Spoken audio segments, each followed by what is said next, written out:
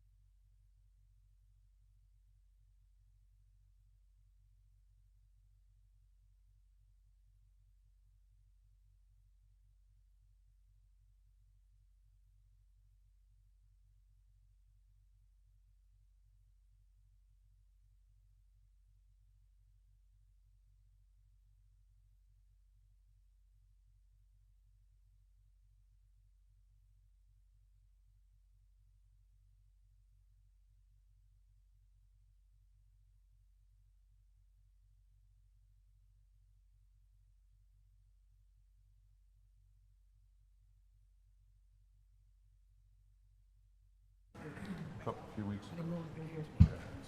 Just one little mistake, you know? What now? All right, with yawning already, that's not a good sign. So, it's just a motion to reconvene. You're out, I'm out. I can't. Do we need? You all set? Everybody ready? Yes. Okay. Motion to reconvene. Second? All in favor? Aye. Okay, good evening, everyone. We have a very heavy docket this evening, so if there's any, typically if it's 5 minutes, I usually let people go over, because you never want anybody to say, hey, they cut me off, they don't let me speak. So tonight's very, very heavy. We're going to try, and a lot of good stuff, but it's a lot of stuff that's been long coming. So I'm really going to kind of be a stickler to the 5 minutes, okay? Okay, let's move on to public forum. Pursuant to Rule 25 of the Rules of the Council, citizens may address the town on one subject only. Said subject of substantive town business, neither discussed during the regular meeting nor related to personnel or job performance. Citizens may speak for no longer than 5 minutes and must submit a public participation form to the council clerk prior to the start of the meeting. All items discussed during this session will not be voted upon. Do we have any? No. No. Okay, excellent. Town business update, number 3, memorandum of town administrator in reference to town business updates for September.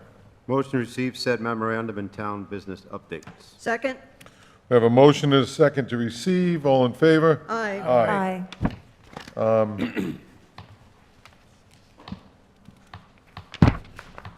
So, Where's Mr. I don't know what Mr. Brown is, just a motion to table. Motion to table. Second? Oh, hang on. Motion to hang on. Withdraw the motion. We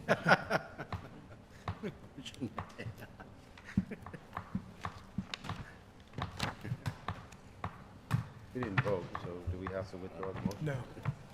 I think you do. Yeah, Do we need to withdraw that, Wendy? yes. We voted. We didn't yes. vote. We didn't vote. Okay, excellent. Okay, good. I'll shut up. Let it go. See that? She's letting that one go. All right, so Mr. Brown, town business update, please. Just brief overview. Senior housing, affordable housing, the committee continues to meet. At our last meeting, we began to look at a list of properties that are potential candidates for development of affordable housing. At the upcoming meeting, we'll work on that and refine it further. The consultant is working on a rendering for a 20 to 24 unit senior housing development at the Berkeley Peckham School. And there's an upcoming meeting in October. So that's where the committee is. Town school consolidation. On September 1st, I had a meeting with Superintendent Krager and Attorney Scungio and reviewed the schools committee's position on consolidation of backroom operations with the town. Attorney Scungio referred us back to a letter which he authored back just before COVID. A copy of that letter has been provided to the council. It was provided back when it was issued, but I've provided it to you again so you're aware of the issues that the school committee has. Following up on that meeting, I had a meeting with Attorney Regasta on September 16th. He and I discussed labor and employment issues related to any merger of backroom operations with the school department. And at that meeting, we identified broad strategies to address those issues should they come up. Our next meeting is with myself, Attorney Regasta, the solicitor, and Attorney Peter DeSimone, who's a research attorney for Attorney Regasta. And our goal at that meeting is to work through Attorney Scungio's letter from the town school committee and to look at that and other issues related to governance that need to be addressed before consolidation could occur. So that's the progress that we've made with that issue. On education, Mary Knight Consulting has provided you a report, and during tonight's meeting, you'll schedule a meeting with her in November to discuss the report's findings. Finance and taxes, we have a number of tax proposals on the docket tonight, including Councilor Flynn's tier tax proposal, Councilor Toronto desiring to discuss the proposal that came up a couple years ago which was the Viveris Toronto tax proposal, for lack of a better title, but more or less modeled a market means of taxing property. And there's also discussion about tax exemptions on tonight's docket. On the West Main Road development, that's on the docket this evening. There's a recommendation to pursue working with a developer, and we'll talk about that later this evening. Short-term rentals, the committee completed its review of the ordinance, and the recommendations have been submitted to the council on this docket. That's also being discussed tonight. Mayford River Restoration Project. The town met with the DEM. We did a preliminary, or had a preliminary discussion about our application and the project to see what issues that DEM might have with the project. So we have some working notes from that that will be added to our work before we complete the 30% design. We've also completed verifying the freshwater wetlands edge during the month of September. The planning board and build-out study recommendations, we have not taken any action on that yet. We're waiting for a couple items to clear the current workload before we start working on the new work that was identified and the work identified by the town council. And lastly, there's an update from the planning board, from the planner and the town clerk about the different items that are pending with the town council as far as work that the planning board's completed or they're working on. So Okay, that's all I have. excellent, thank you. Let's move on to number 4, memorandum in terms of a contract of Rosemary K. Kreger, Superintendent of Schools, in reference to teacher assistant contract, Middletown Association of Auxiliary Personnel, NEARI/NEA. Motion to receive said memorandum. Second? I have a motion, a second to receive, all in favor? Aye. Motion to ratify said teacher assistant contract, Middletown Association or Auxiliary Personnel, NEARI, NEA. Second? I have a motion, a second, is there discussion? Now, I think it's a no-brainer. It's 1%, it's rollover, it's certainly reasonable, and we appreciate their willingness to roll this over in good faith, and we want to thank them for that. So if there's no further discussion, all in favor? Aye. Anybody opposed? Excellent, thank you. Let's move on to number 5. This is number 31 right here, just so. Let's move on to number 5, memorandum of town engineer in reference to presentation for beach erosion by Janet Friedman. Motion to receive said memorandum. Second? Motion is second to receive said and begin said presentation. All in favor? Aye. Aye. Anybody opposed? 10 minutes, Mr. Hall. Thank you, Mr. President. welcome. Members of the council. It's a presentation on coastal resiliency and our beach erosion, some of the measures that the town has taken over the past years. A couple of projects. One was our eradication of an invasive dune grass. It was 88,000 square feet that the town has managed down to now less than 100 square feet, and we're counting the number of shoots. So that's been a success. We completed the Third Beach Connector Road raising between the campgrounds and Third Beach, preventing road closures. And lastly would be our dune crossover. We put out our Moby mats, as everybody knows them as, and they've been quite a success for us. Throughout these projects and the process of some of the permitting challenges that we had, we were fortunate enough to have Janet Friedman, who was then an employee over at the Coastal Resources Management Council. She is a coastal geologist, master's degree, and I'm not sure about the rest of her qualifications, but she's been very helpful to the town and very knowledgeable over the years. And she's here this evening to give us our presentation. So with that said, I'll turn it over to Janet. Thank you. Okay. Thank you, Janet. 8 minutes. Okay, thanks. So I'll have to really rush through it. I spoke to the Beach Commission 5 years ago. Okay. And that was prior to really completing the project or still planning on it. So I just was going to revisit it, some of the CRMC regulations that you have to deal with. Next slide. Have to go through this fast. The erosion rates at Second Beach and Third Beach, if you hit the next slide, you can see that they're about a foot a year maximum, which is not, it sounds really horrible, but that is compared to other South Coast areas, it's really minimal. You really don't have to think about erosion. Erosion happens during storms, and then during calm periods, the beaches will recover. Erosion isn't your big issue here. Next slide. One of the big things to do was to restore the dunes that had been destroyed during Hurricane Sandy. And what happens when you have a hurricane, you have a higher water level, a storm surge, that will actually scoop out the sand in the dunes. Some of that sand moves through the dunes into the parking lot and road. Other of that sand ends up offshore.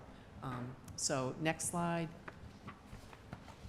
So we went through why some of the dunes are so important. They're a natural storm buffer. They capture windblown sand that otherwise would end up in the road and parking lot, creating maintenance costs where you have to clean it up. Sand that would go into the reservoir, you would eventually lose some of the capacity there. And the dunes are a reservoir of sand for the beaches so that the beaches can recover after big storms. There's dune habitat and aesthetic values too to think about. Next slide. So this is just a 2014 aerial photograph. This was after Sandy, prior to doing any of the restoration. And you can see that the dune crossovers were kind of a straight shot right through into the parking lot and to the road. So these were really conduits for that water, that storm surge to go through carrying sand, but also wind would blow sand. Wind generally blows sand through these. So you end up with a lot of sand in the parking lot and in the dunes. Luckily here you have a nice robust 4-dune zone so that it wasn't completely eroded during Sandy. Next slide. But this is the same beach. This is the beach after, this was fall of 2020. It was after some of the things. One of the recommendations we had was to curve the crossover areas so that it wasn't a straight shot, that it makes it a little bit more difficult for the storm surge and wind to move that sand through. They could be a little curvier, and actually you could probably curve them a little bit more as when you do maintenance every year. Next, and also you notice that the front dunes are now being vegetated both by plantings and by natural recruitment, and they're collecting a lot more sand. So they're recovering very nicely. And this just shows, and you can do the next slide. This just shows a slide of Ocean City, Maryland, where you have these curved walkover areas, and that really makes it more difficult to get water and sand from one side to the other. So while you're doing the maintenance on this, you might want to even think of curving these crossovers even a little bit more. Next slide. So here they are. You're still getting sand, collecting them, and when I say that you have to do maintenance, I think you must flatten these out each year. So, and if you keep increasing the elevation, that's good. But also, if you kind of increase that curve and maybe plant beach grass on one side, it would be my recommendation. Next.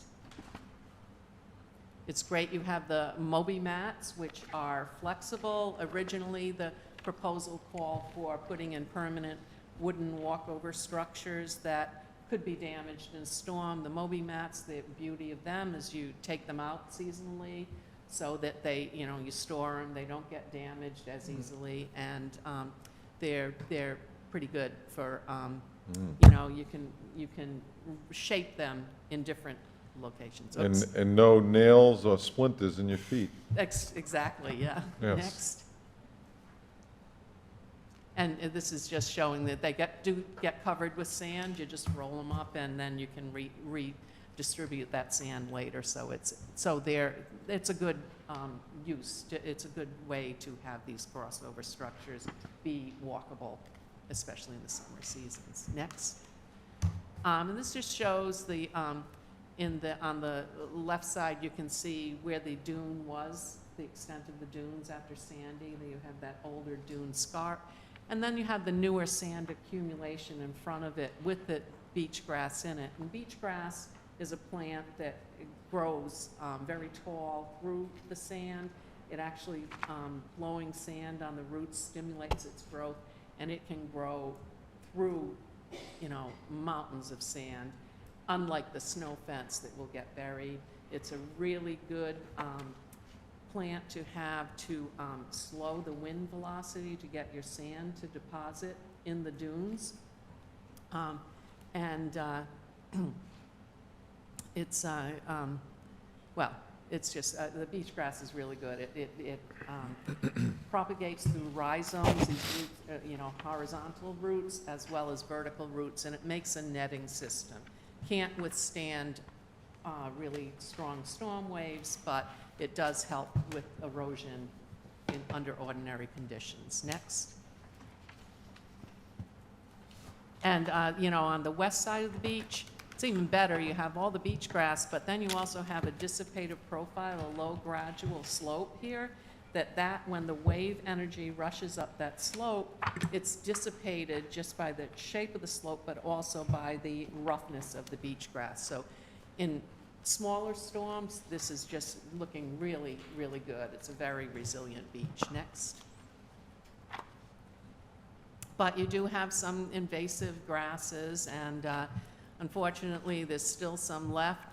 There's been studies to show that when you have these grasses here, they form such a dense mat that you don't get the same sand accumulations that you do with the beach grass. So they tend to fix the dune in place, but they're lower usually than what you would get with the beach grass, where you can just keep accumulating sand. So it's a good thing that they are being eradicated. I think it's been successful so far, but it is an invasive species.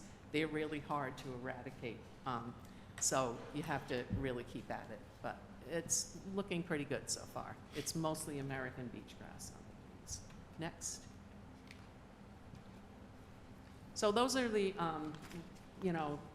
the resilience efforts that have been going on. Some of the risks, erosion isn't too bad, but there are storms and you have invasive species, and you have to keep on top of that. But there are other changes.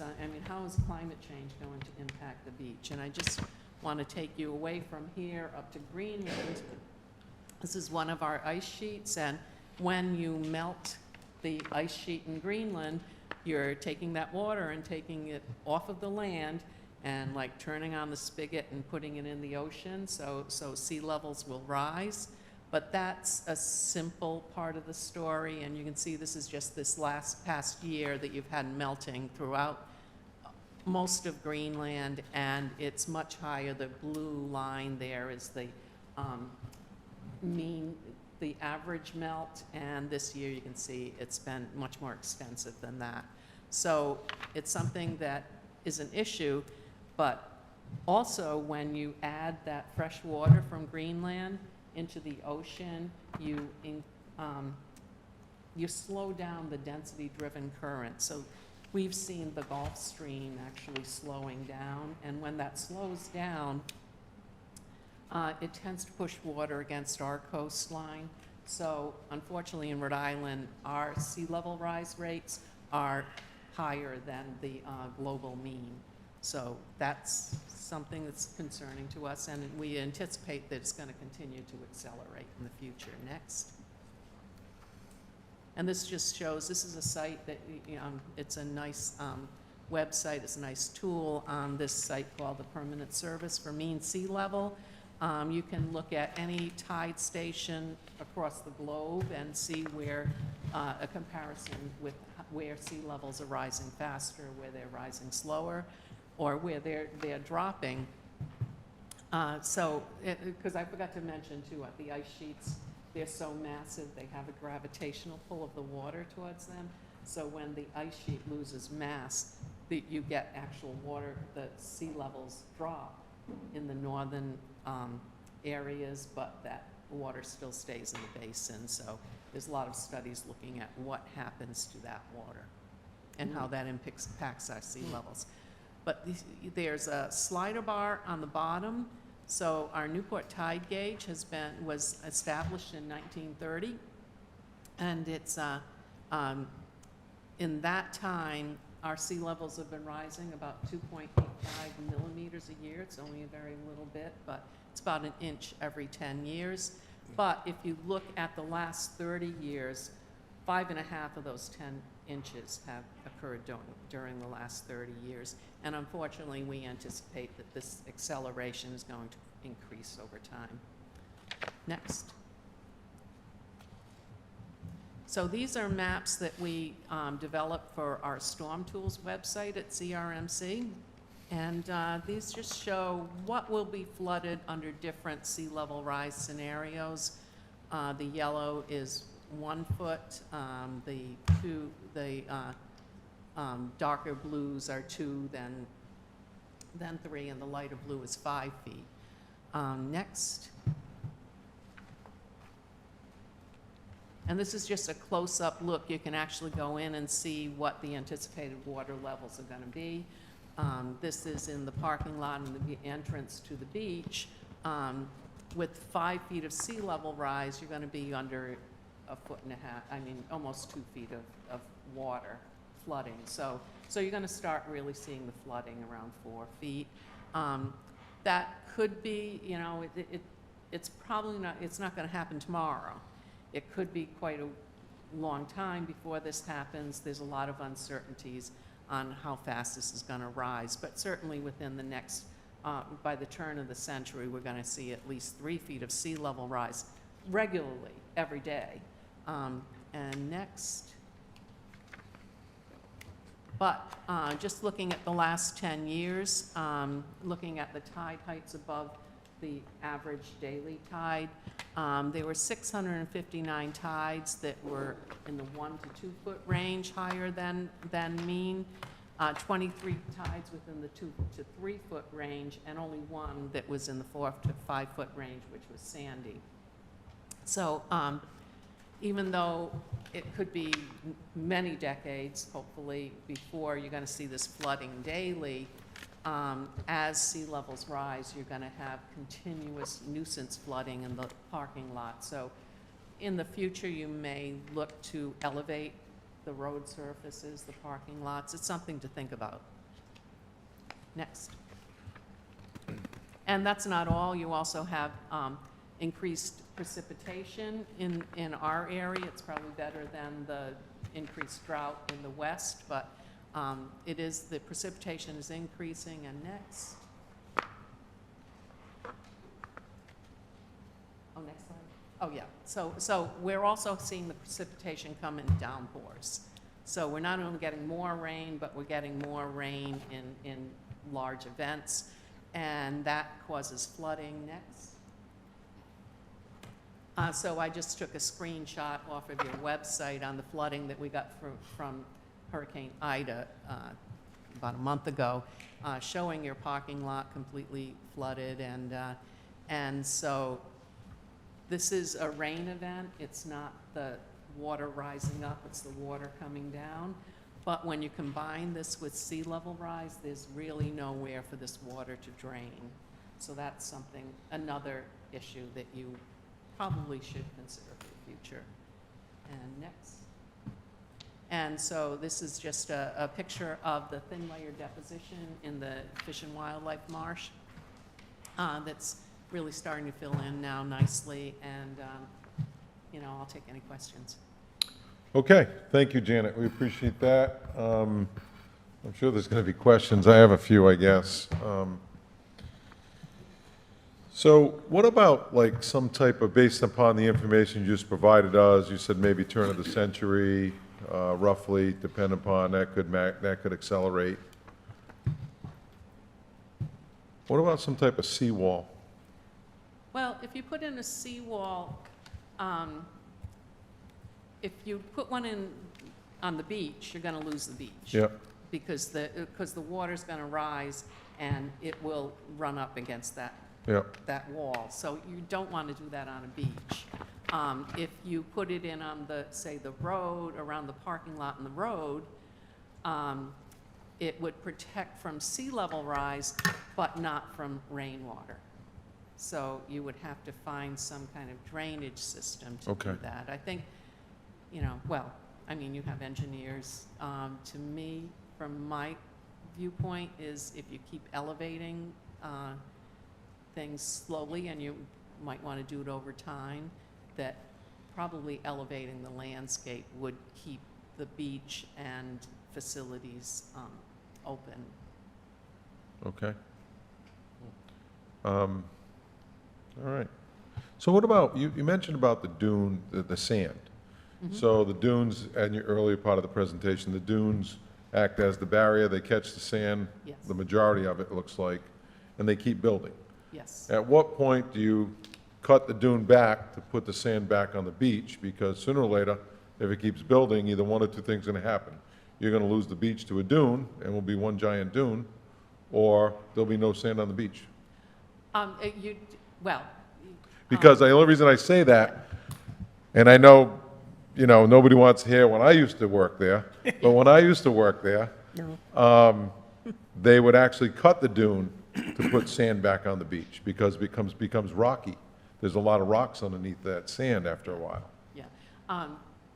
Well, for one, you would run into a lot of trouble doing that with CRMC now, because there are regulations against doing that to dunes, and there's regulations on what you can do on the beach. But one of the ways that the dunes are, set in a particular place is that you'll have the tides coming in and out. And you don't really have a lot of beach grass growth where you regularly have it flooded by tides. So when you have your full moon and new moon tides that are much higher, that kind of keeps the dunes set in place.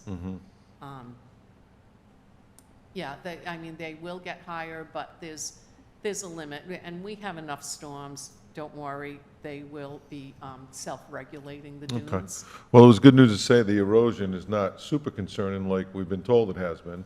Yeah, there is erosion, Right. but it isn't super concerning Okay. at this point. And the last thing, that question I have is and I saw on the presentation, for the walkways, maybe consider like a 45-degree angle? So Yeah, if the or just even- water does wash in, it's not washing through? Yeah, it makes it Okay. harder to wash through. Okay.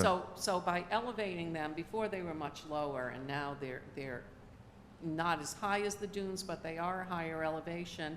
And I would think that you do accumulate sand in those, and it's uneven, that I would imagine every Okay. spring that those are maintained. Yeah, the east side's higher than the west side. Yeah, so. so you would just spread them out, but maybe plant dune grass on one side, and just give them a little more of a curve. It makes it harder for both the wind and the water to get through. President? Okay.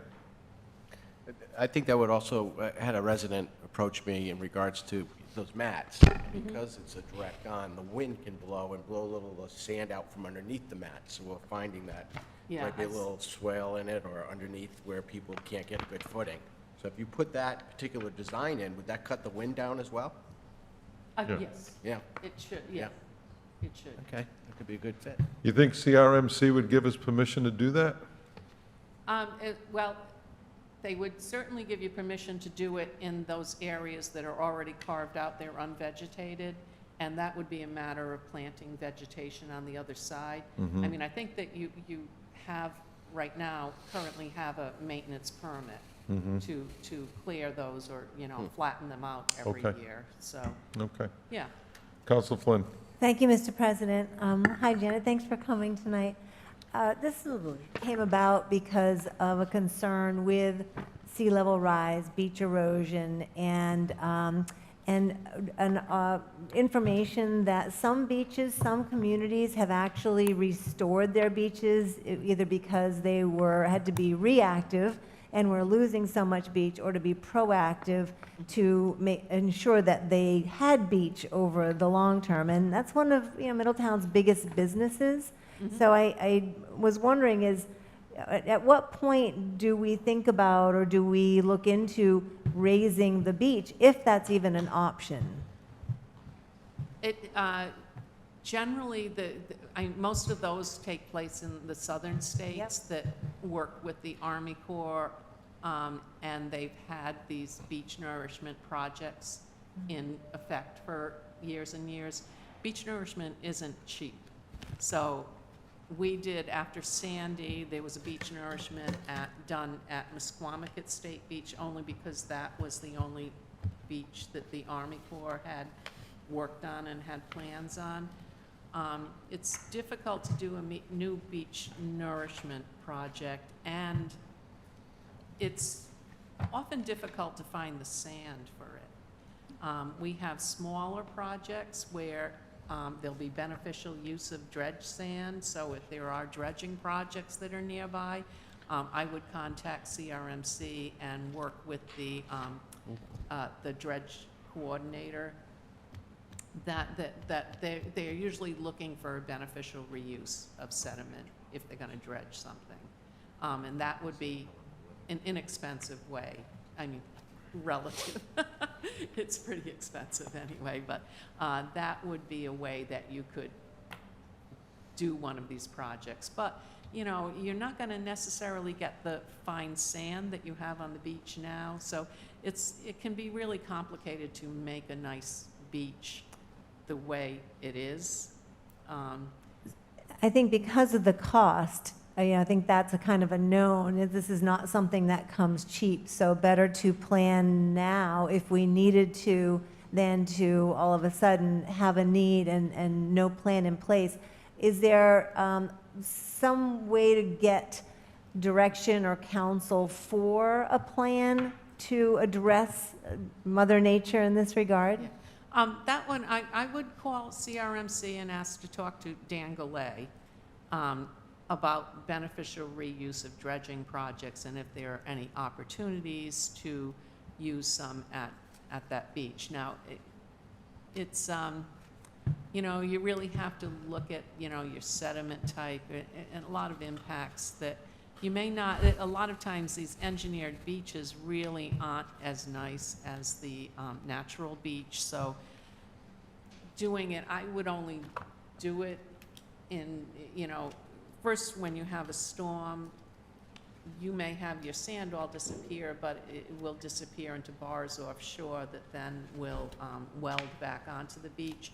So the beaches are really self-healing, that when you start adding sediment, you may find that it's not as nice a beach at all. So that should be something as a last resort, but I would think that looking into the beneficial reuse of dredge material. I'm thinking in that 80 years when we're underwater and are at risk of having no beach. Is there a save for that, I guess is the question. Well, I think you'll be competing with every other beach in the, along the coast that everybody's going to want. Sand is really a finite resource, and we're finding that there's more and more of a competition for beach quality sand.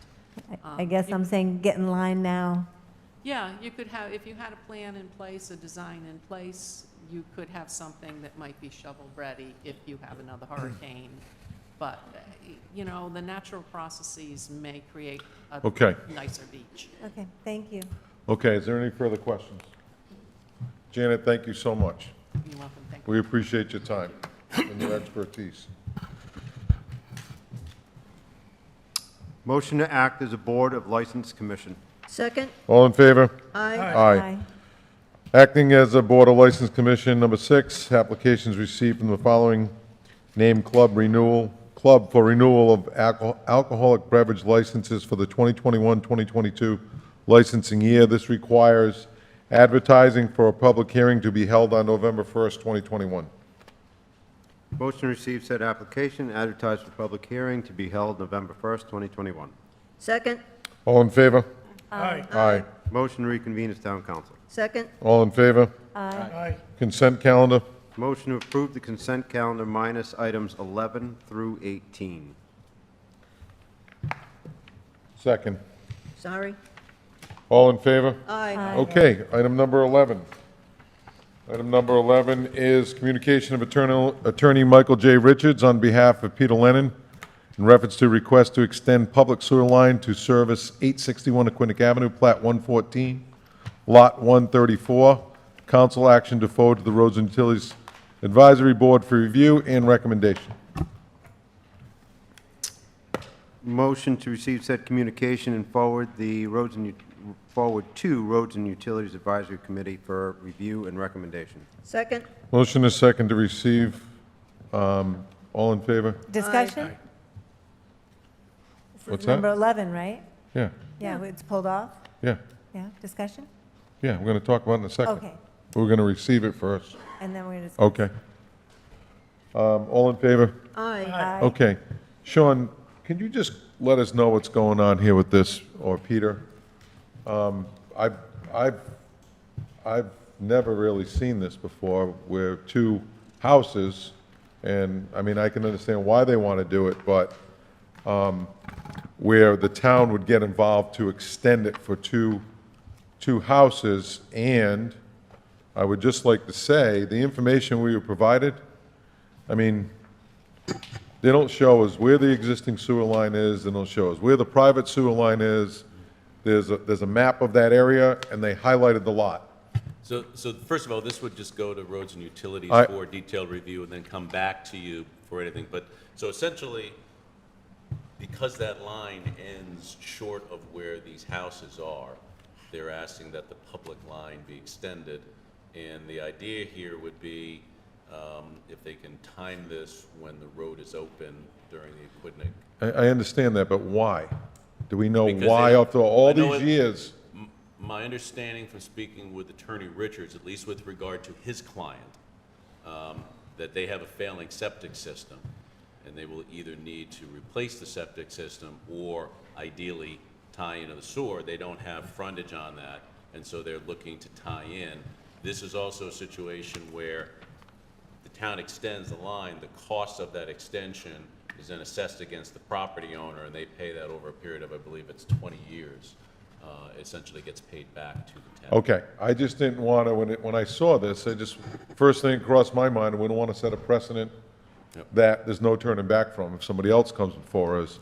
We just want to make sure that they understand that there's a cost associated And I with extending this line. Yep. And I can understand why they want to do it. Yep. And I applaud them for doing it before before the state moved forward with this project, so. Yeah. Are there any other questions, Councilor Yes. Flynn? Thank you, Mr. President. So, Mr. Regan, the letter actually says that they're currently connected to a private sewer line. Doesn't say septic. So my question, And I'm not sure if that's the letter for Mr. Richards' client or the letter for Mr. Fox's client, but pull that up. I think that they are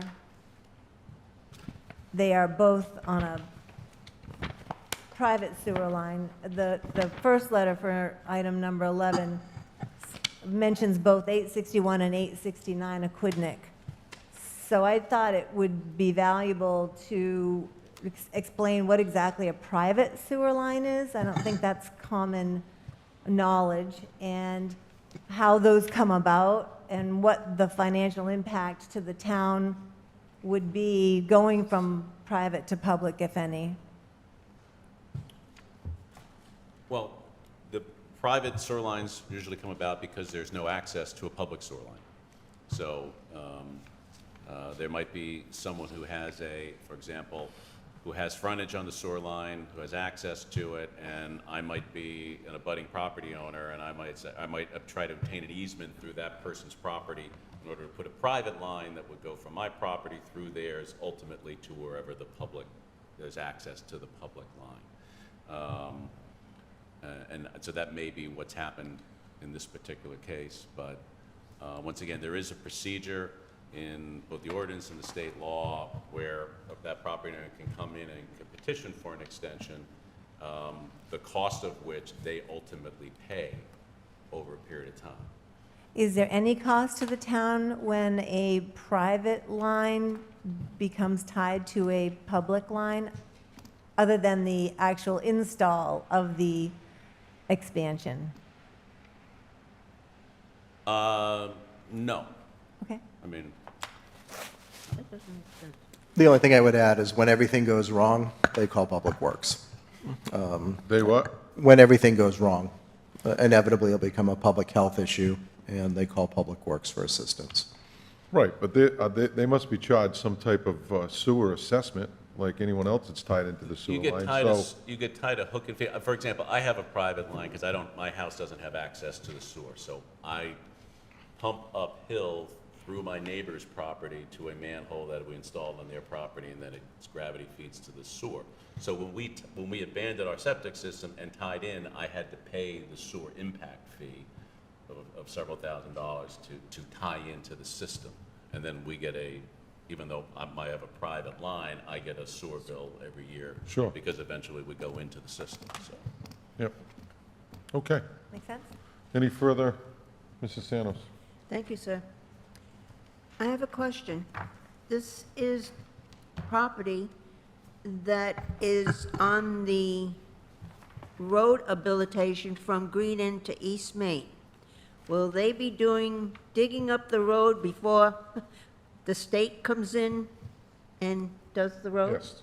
That's the The idea. idea that's is the idea to behind it. time this so that they can do it when that road is open for reconstruction, which means, number one, we don't want to, when the nice new road goes in, we don't want to be digging into that for this project. And number two, ultimately, it's cheaper and more cost-effective for the property owners who are going to pay for this down the road to do it at that point in time. Okay, thank you. The last thing I would ask Mr. Regan is that you could consult with your brother attorneys, so to speak, and anytime they provide something like this, they give us the information instead of just a picture of the area with lots and plats and highlight the lot. I mean, that doesn't do us any good. It doesn't give us information. And I know it's going to go to roads and utilities, I get it. Yep. But, the better educated we are about it, the better off we'll be. So, Absolutely. thank you. Thank you. Okay. So 12's the same thing. Yeah, we still have to read Okay. it because we pulled it off. So you got to say it first? Yes. Number 12, communication of Attorney David Fox on behalf of William R. Sturm Jr. in reference to request to extend public sewer line to service 869 Aquinic Avenue, Plat 114, Lot 135. Council action to forward to the Roads and Utilities Advisory Board for recommendation and review. Motion to receive said communication and forward to the Roads and Utilities Advisory Committee for review and recommendation. Second? All in favor? Aye. Okay. Number 13, memorandum of finance director in reference to surplus vehicle in the police department. Motion to receive said memorandum. Second? All in favor? Aye. And Dennis, we'll take 14 at the same time, okay? Okay? Number 14, resolution of the council in reference to surplus vehicle in the police department. Motion to pass said resolution. Second? We have a motion, a second, to pass said resolution. Councilor Toronto. Thank you, Mr. President. I would like to talk about this, just the police car in general. It just, it's a 2011, looks like about 64,000 miles on it. 12,000 to replace, to fix it back up. And it's going to be surplus due to poor conditioning. I mean, is that basically just because of wear and tear? I mean, it just seems like it's going to cost a lot of money to replace that car. So $12,000, how much more time and energy can we get out of it? I can, Okay. Council Welch says he can answer that question. I can't necessarily answer it specifically to this, but I have purchased these vehicles before, and City of Newport when I was there, and what happens is, in some instances, the frame will be rotted, and it doesn't, it's not worth repairing, so therefore you cut your losses and you get rid of the car. Or it was involved in an accident, it's wearing tires wrong, there's a bunch of reasons why, but. Okay. Mr. President? Mrs. Flynn. Thank you. The memo actually says it has significant rust and rot to the exhaust, rocker panels, and the entire undercarriage. And it did seem odd to me, with only 63,000 miles, 10 years old, you know, all of our cars have lasted longer and gone many more miles, that it would be so rotted out. So my only question was, how does that happen? Till lemon. Okay. Sean, do you have any insight to this? I think it's similar to what happens with other Ford Expeditions. They just don't seem to have a lot of longevity to them, so. Okay. Are they garaged? No. No. Go But, ahead. yes, go ahead. Go ahead. No, you go ahead. This is based on many years ago of a former police chief. He used to take these surplus vehicles, at least one or two, and make dummies out of them. Put them in odd places where they're speeding. Put a dummy inside in a uniform. And by the way, the Middletown Historical Society has some dummies down in Weatherby, okay? Dress them up, put them on streets that are highly traveled at such speed, it's unbelievable. So why can't we use that as a dummy vehicle and take it from place to place? It's a good question. I don't know. This vehicle won't pass inspection. Well, it doesn't need to pass inspection, it's going to be parked in a lot or a driveway or something. But You have to place drive to it. place. Oh, okay. Yeah. Okay. Won't pass inspection. Ay. All right. I just say, Mr. Santos, too, if you make it look like there's a police officer in the car and someone were in need of assistance, it's kind of false advertising. It's I not think a- not that a good question idea. was asked some time ago by the former police chief many years ago. Okay. I'm done. I won't ask All right. again. Dennis, you satisfied? Yes, thank you. Okay. We have a motion to second to pass said resolution. All in favor?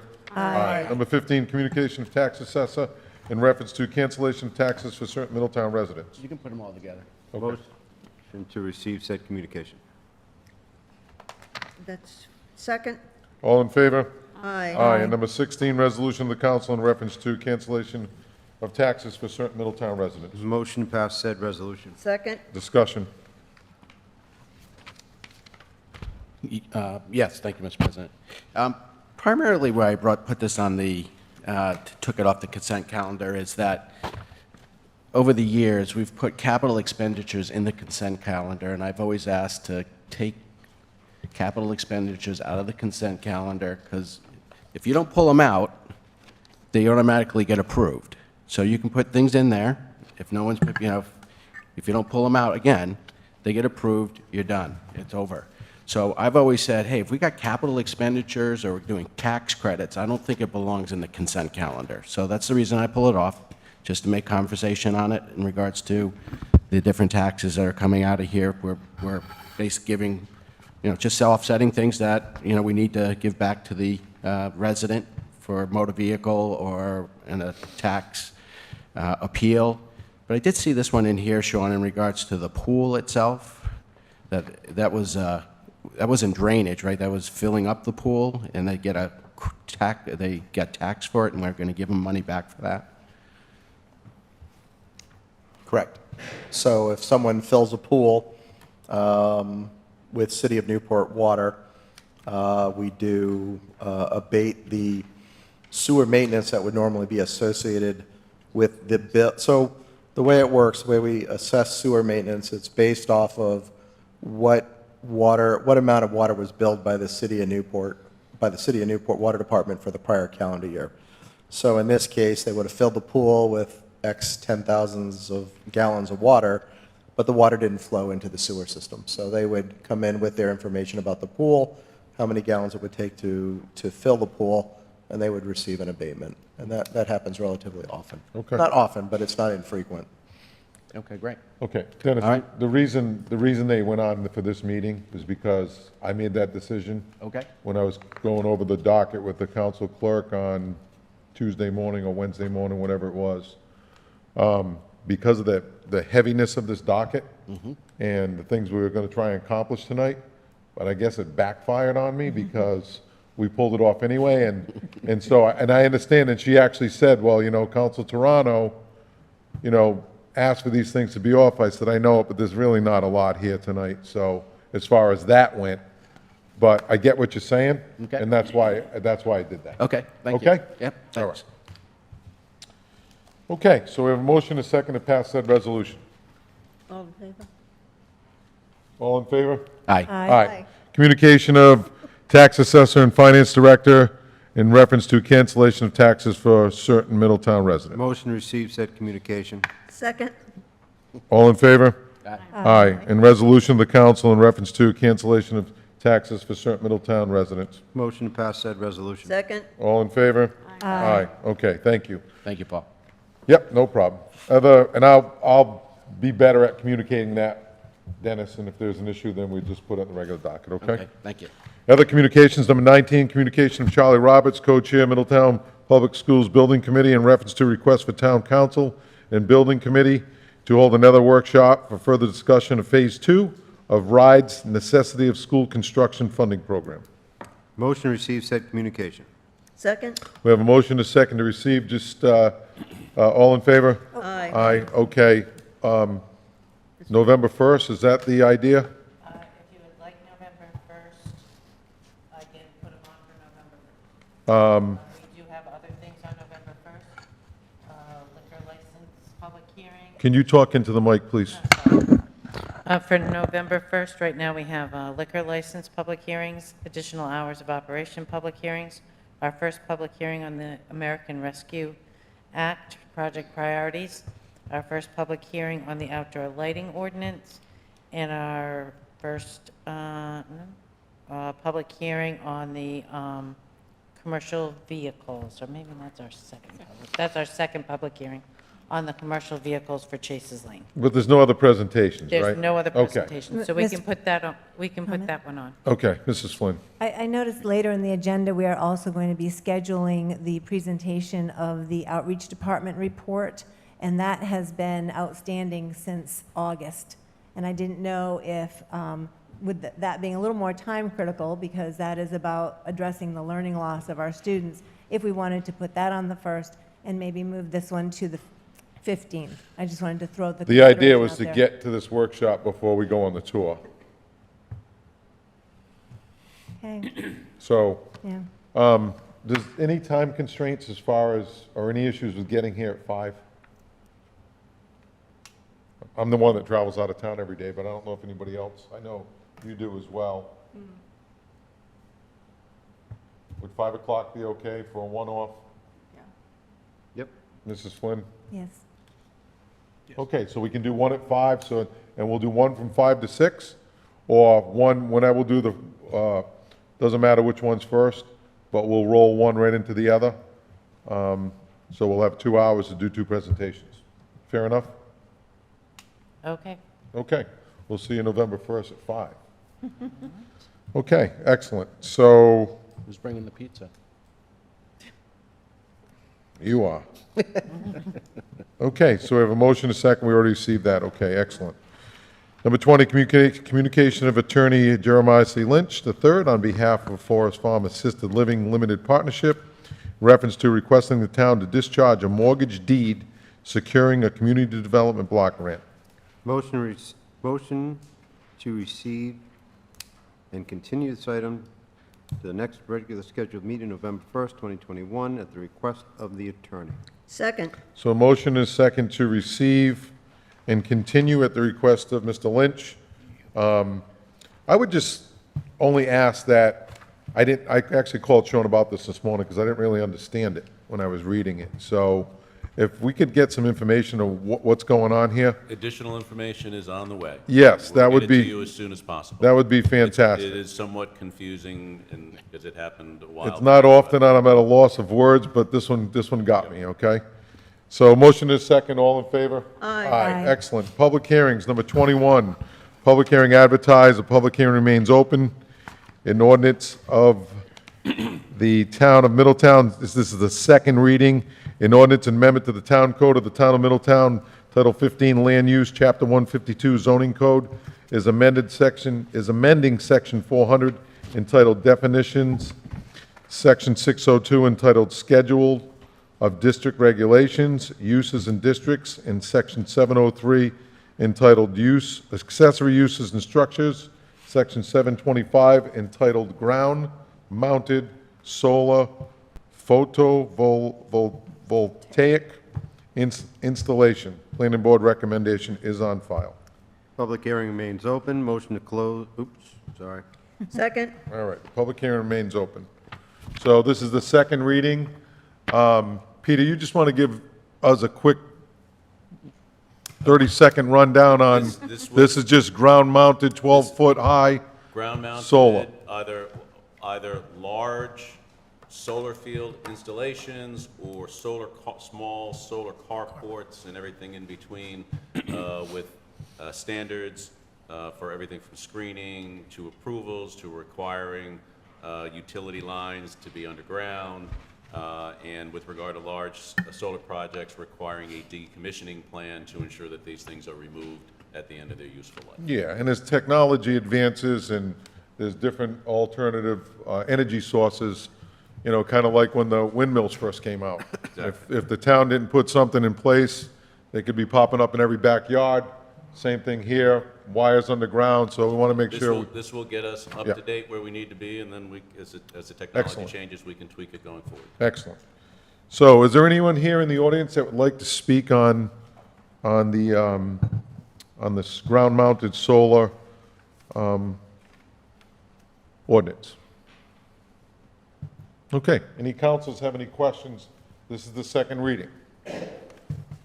Okay, excellent. Motion to close the public hearing. Second? We have a motion, a second, to close the public hearing. All in favor? Aye. Aye. Motion to adopt said ordinance on its second reading. Second? We have a motion, a second, to adopt said ordinance on its second reading. Is there any further discussion?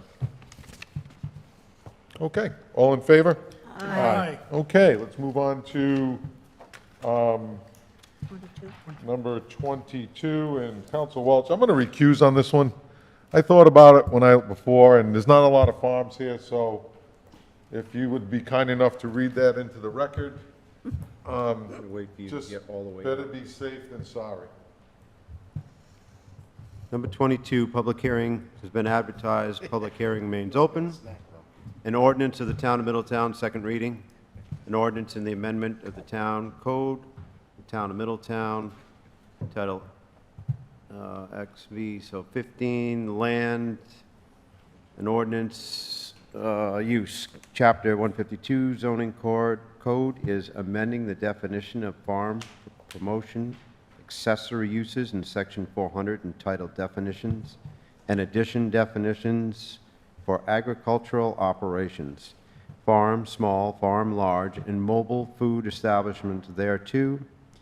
2, amending subsection F of Section 703 entitled Accessory Uses and Structures, and 3, amending 722 entitled Farm Promotion Accessory Uses. Planning Board recommendation is on file.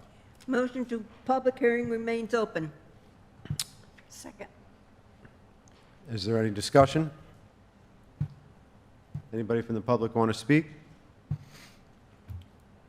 Any I would like- councilors want to speak? Mr. Yes. Santos? Thank you, sir. I would like, if it's possible, under Section 400 definitions, that the word fur-bearing animal farms be deleted from this. We don't need farms that have fur-bearing animals which eventually will be killed. Can that be eliminated from that? The reason that definition comes out of first of all, you can do whatever you'd like, but that definition comes out of the state law definition of agricultural operations. So we were just trying to be consistent with defining it the same way in our code as it's defined under state law, so. Can we delete it from ours? Sure. Even though it's a state law, can we delete it? Yes. Okay. What's the difference between a fur-bearing animal and a chicken? They kill the fur-bearing animals for their fur so that the fur coats can be made out of, or stoles can be made out of these animals that are killed for their fur. Like the mink And anything else The mink thereafter? kills my chickens. You let them loose. No, they're in a cage. Do whatever you want, sir. I said my piece. Mr. Vice President, so if you're considering revisions to what's being proposed, the one thing I did want to mention that you may have there is, that based on the discussion at the last meeting, it seemed that there was a desire to remove subsection 3 of section 722D, which had a requirement that a portion of the product sold be grown or raised on the premises. And it sounded, based on the discussion last time, that that might not be a practical aspect. So I just wanted to remind everyone of that. Okay. Mrs. Santos? Why is the state telling the town of Middletown what they can raise, what they can't raise? They're not. The whole point of this amendment, and this was requested by farmers, was to allow farms to have a mobile food truck or mobile food cart at the farm as a permitted accessory use, like some of the other accessory uses that farms are allowed to engage in order to raise additional revenue to make the farms more sustainable. So that's the whole point of this ordinance, and the next one on the docket is to allow farms to have a food truck or food cart as an accessory use so they can earn additional revenue and keep farming. May I continue? Certainly. Mr. Reagan? Yes. As far as I know, Simmons Farm is the only one that I know of that fits in this category. Tell me, what other farms does Middletown have that would need a food truck? Are you referring to nurseries? Nurseries? No, it would be farms, but I know there's at least one other farm that is interested in this, and once again, it's just another option, another tool that a Another- farm, either a large farm or a small farm, can use to, once again, to make the project, their business more sustainable, that's all. Clue me, what other farm? Sweetberry? Sure. That was one of them, yeah. That was one of them. Yep. Do they have fur-bearing animals there? No. Not that I'm aware of. So, Okay. the fur-bearing animals, no issue with that coming out. I rest my case. I don't think that will have an impact on anyone. Okay, I'm done. Is any motion coming out of that? Motion to, go ahead, Peter, do it for me, I'm so, So Okay. if motion to remove the fur-bearing animals from section 400 under agricultural operations. Okay. And also, if you so desire to remove section 722D3 from the farm accessory use section. Thank you. I don't know about- Question? All right, I have a question on that. Mrs. Flynn? Oh, thank you, Mr. Vice President. So, Peter, I just want to make sure that there are no unintended consequences of removing a fur-bearing animal, and is that what the definition is? It's an animal that is being raised to be killed and sheared versus just sheared for fur versus feathers or hair. I don't know much about Like sheep. what. Yeah, removing that language is not going to have any substantive impact on the intent of this ordinance and how it's carried out. So I'm comfortable. Well, you're changing the definition, though broad-based, it's not just this ordinance. Is that not a definition in general, because it's coming from section 400?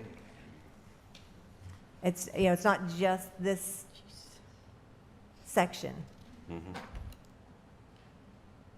It's not just 70. It's a new definition, so it's not in the ordinance right now, so it doesn't have any application to anything else we currently have on the books. So from that standpoint, I mean, there may be a discussion of prudence to see if there's a reason that the state still has it before we make a move, and what the actual definition of what those animals include.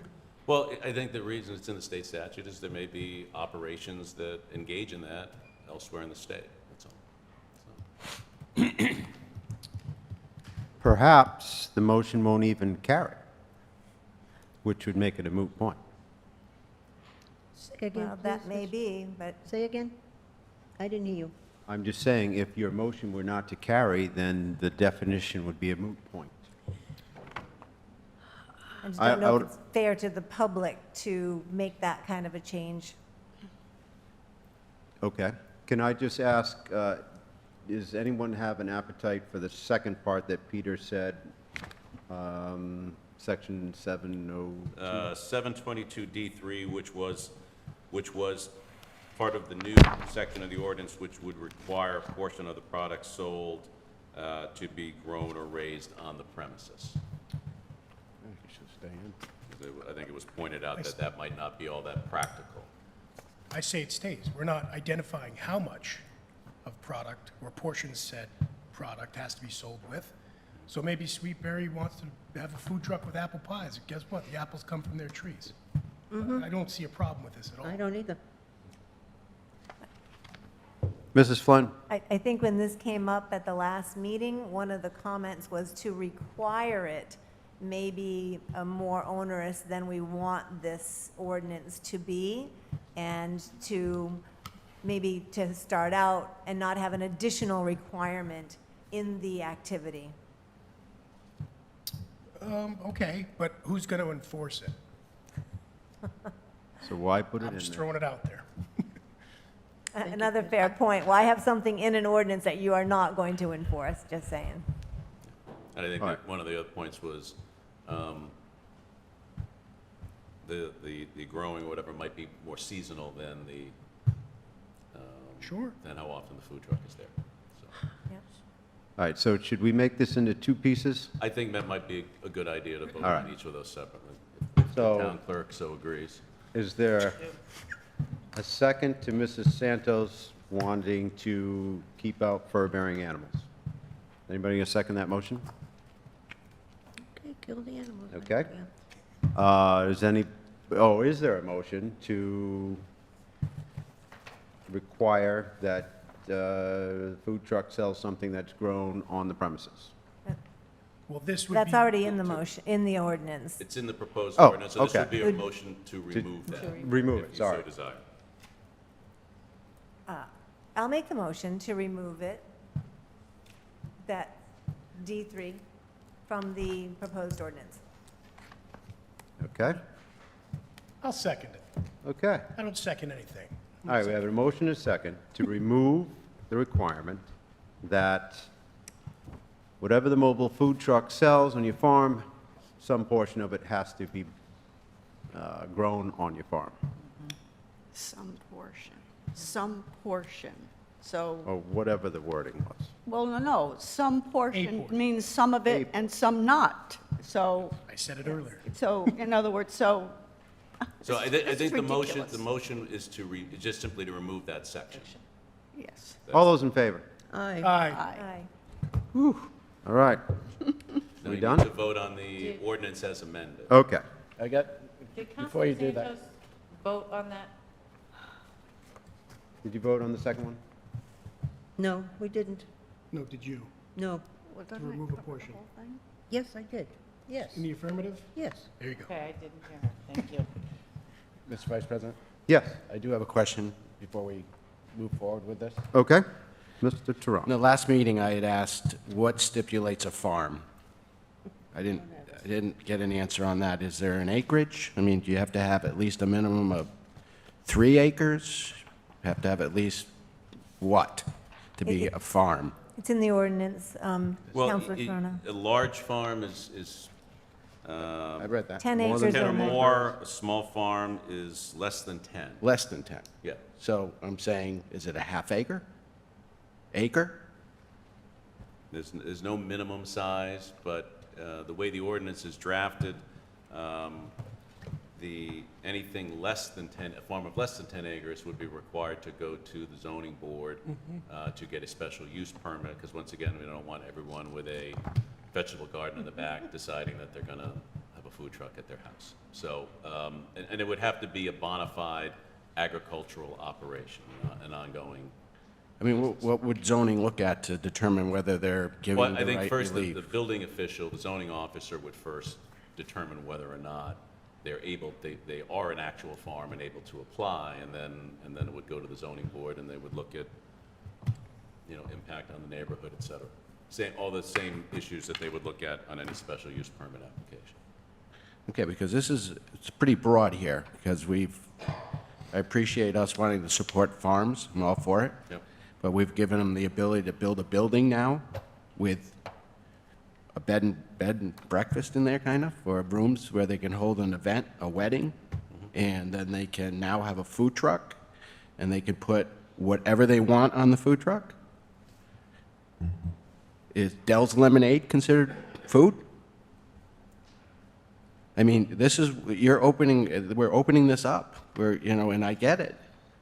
But if someone comes in and says, hey, I'm going to buy an acre of land, I'm going to put 50 chickens on it, do I get to build a building? This is an accessory use, so this would have to be accessory to the primary use of the property being farming. So it's not a situation where the food truck is the primary use and the farming's the accessory. So they'd have to first establish that they have a bona fide farm operation in place And before that's they would what be I'm entitled asking. to What apply for what this. is the definition of a bona fide farm? It would be a commercial enterprise, primary purpose as horticulture, viniculture, floriculture, raising livestock. I'm going to leave out fur-bearing animals because I don't want to get anyone upset. Poultry, bees, et cetera. So it's a farm. Okay. It's. So I got a neighbor you got somebody who puts up beehives, Okay. right? They buy a couple acres. So does it have to be in a commercial area? It says commercially enterprise? No. Commercial enterprise? We don't, farms, agricultural operations are allowed throughout the town. Which once again, why, because of that, and because what might be appropriate for a 10, 15, 20 acre farm might not be appropriate for a 1 acre farm or 2 acre farm, why the distinction between farms of 10 acres or more and 10 acres or less here, requiring those to go through a different process and get approval from the zoning board. Yeah, okay. So I get the farm large, small. I didn't know if we had an appetite to say you got to at least have 5 acres or 4 acres or 2 Mr. Vice acres. President? That's all. Counselor Flynn. Thank you. Could I just clarify also, Peter, that if you're running a farming operation, that 50% or more of your income must come from that activity to be deemed that your primary use is a farm? Yeah, once again, it's not a situation where the tail wags the dog here. The primary commercial use is a farm. So, Okay, thank you. Okay. Can somebody make that into a motion? I'd like to ask a question of Mr. Reagan, if I may. You go right ahead. Thank you. How do we stand on the fur-bearing animals? Does that stay in the ordinance? that motion failed. So it stays in? Yes. It's just in the definition. So- Okay, thank you. Motion to close the public hearing? Second? All those in favor? Aye. Aye, All right. Motion to adopt said ordinance on its second reading with amendments. As amended. with As amendments. As, Second? thank you. Okay, I have a motion second to adopt the ordinance on its second reading with the amendments. All those in favor? Aye, Aye. Paul, please come back. yeah, please. I'm sorry? We got a second. There's one other, there's the other component of this. Number 23, an ordinance of the Town of Middletown, second reading, an ordinance in amendment to the Town Code of the Town of Middletown, Title 11, Business Regulations, Chapter 113, Food Services by amended, Number 1, addition definitions for farm small and farm large to Section 02, entitled Definitions, and Number 2, amending Section 04, entitled Restrictions on Permits. Planning Board recommendation is on file. Motion to adopt said ordinance on its second reading. All in favor? Second. Second. All right, we have a Excuse me. motion and a second. Did you want to take that same information out of this ordinance? It's not Oh, in there. it's not in in this that- ordinance. Not in it's there. that one. Right, it's not in this Is- They one. may Did we want close the Discussion. public If any hearing? members of the public I'm sorry? wish to Did we speak. close the public hearing? Is there one? There's no, this isn't a public This is hearing. one of those. Right. This is just an amendment to an ordinance. Are we all set now? Are we good? Yes? Okay. All in favor? Somebody can second you, yes? All in favor? Aye. Aye. Aye. Right. We're Okay. doing it. All right. You coming back? Come back. Stay out, Paul, this is going well. was enjoying the show. Oh, thanks. You're a big help. Okay. Your farm is in Portsmouth, isn't it? Did you steal my paper? No. Oh, Tom did. Thank you. 24. Okay. 24. And number 24, an ordinance of the Town of Middletown, first reading. An ordinance amendment to the Town Code of the Town of Middletown, Title 7, Traffic Code, Chapter 71, Traffic Regulations, is amended by adding a new section 72.10, commercial vehicles prohibited on Chases Lane. Motion to receive said ordinance on its first reading. Second. We have a motion and a second to receive this ordinance on its first reading. Is there any discussion? Sean?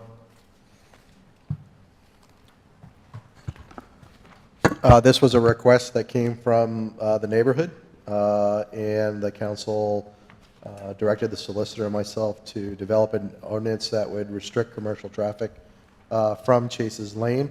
The construction of the ordinance is very similar to what we use on Forest Avenue and Turner Road. I have advised the Navy base of the change that's under consideration, and really, on top of the other, changes that we've made out of the area, this is probably the last thing we can do to try to control the traffic that goes through that neighborhood. Has the building official had a conversation with Home Depot? I'm not certain of that. Because that's really what was the last trigger on this. I think, I would recommend that we at least go over there and talk to them and let them know what's going on, what we're attempting to accomplish and why, so that they can alert their vendors that, hey, you know what? Our deliveries have to come in off West Main Road. Okay. Okay? Yep. Any further discussion, comments, questions? Okay, we have a motion and a second to receive in its first reading. All in favor? Aye. Aye. Anybody opposed? Okay, Town Council Business Number 25, communication of Council of Toronto in reference to requesting to discuss the Middletown School Maintenance Department, IT Department, and the Accounting Department to merge with Middletown DPW, IT Department, and the Accounting Department. Motion to receive said communication. Second.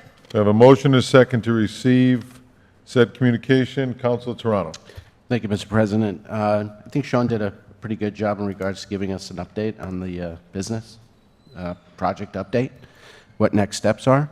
So I'm not sure if he wants to add anything to that, or, but another thing I'd like to consider is, Sean, would it make sense if we broke it down and looked at the maintenance department separate at this time, due to some of the situations we have going on with maintenance at the school in regards to maybe grass cutting or some of the issues from a maintenance standpoint? Does it make sense to break it out, and would it make it any easier? Just take one at a time? So I think we want to have the meeting on the 16th with Attorney Regasta and Peter DeSimone and the solicitor to break down the governance issues. So I think we'll be better shape there.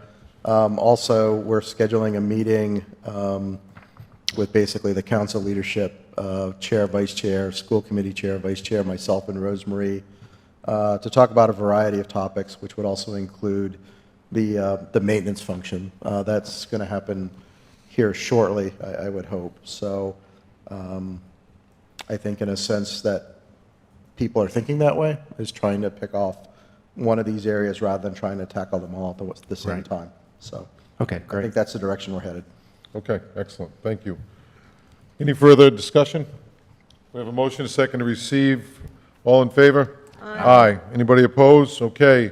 Number 26, communication of Council of Toronto in reference to requesting to discuss the next steps for the Middletown Outreach Program. Motion to receive said communication. Second. Council of Toronto.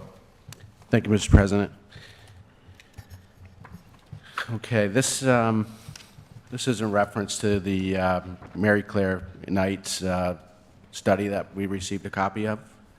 And I know she's going to be doing a presentation for us the first meeting in November. Just my concern, or just kind of, I guess, I know this is government and things take time.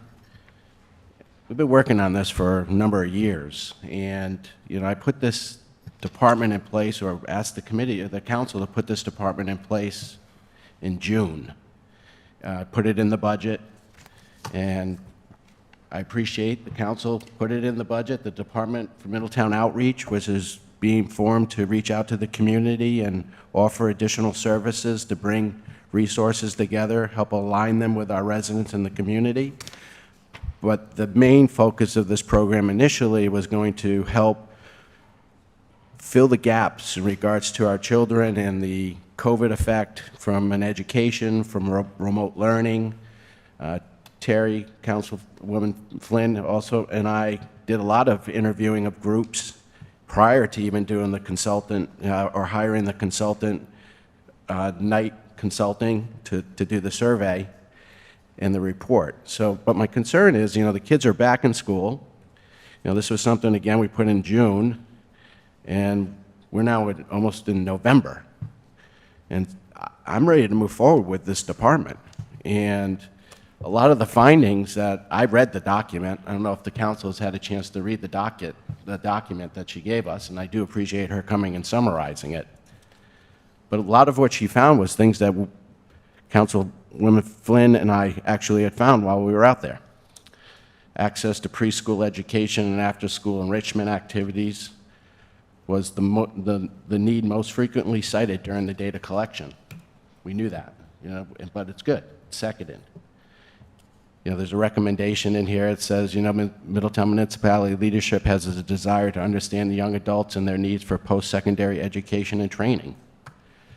There's a great energy among people I interviewed. Everyone communicated the belief that Middletown can do better to serve its children and its families. So there's a lot in here saying this program needs to get going. We need to fund this department. Even in here it says that it should be run by Sean Brown, and hiring a second person that would actually help coordinate this department and bring these resources together. It's right in here. So establish a grade 13 for students who need extra time to master their academic and social and emotional skills.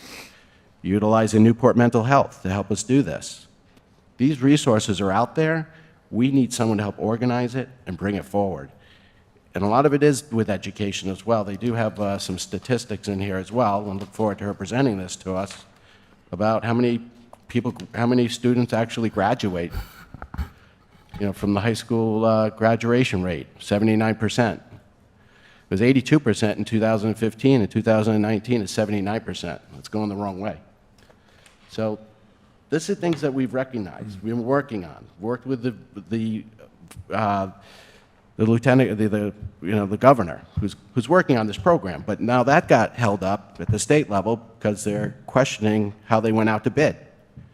Saw it on Capitol TV. So their ethics committee up there, led by actually Senator DePalma, in regards to actually slowing this thing down at the state level. So I don't think we can wait. I mean, we had some really positive meetings. I don't know, Sean, if you've heard anything else from the state since you've met with them. I know I've emailed them, and I haven't received anything back. So have you heard from them at all? No, I mean, there's the committee hearings that you referenced, the Senate and House Oversight Committees, the Senate Finance Committee, and then the Attorney General and State Police are also investigating the bid process. So, okay.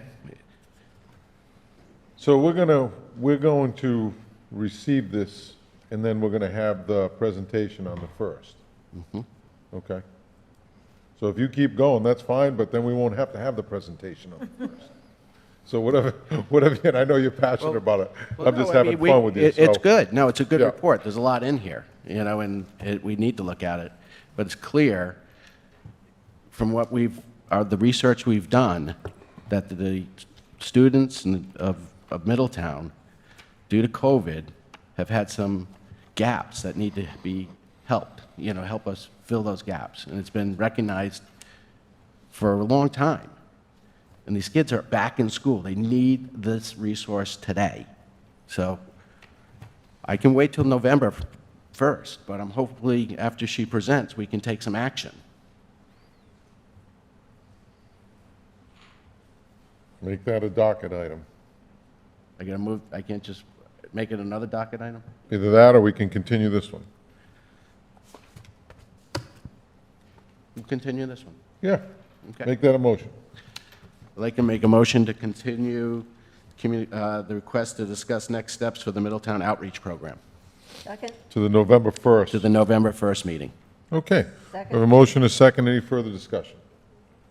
All in favor? Aye. This has developed your patience in a great way, Dennis. Being on the council has. Okay.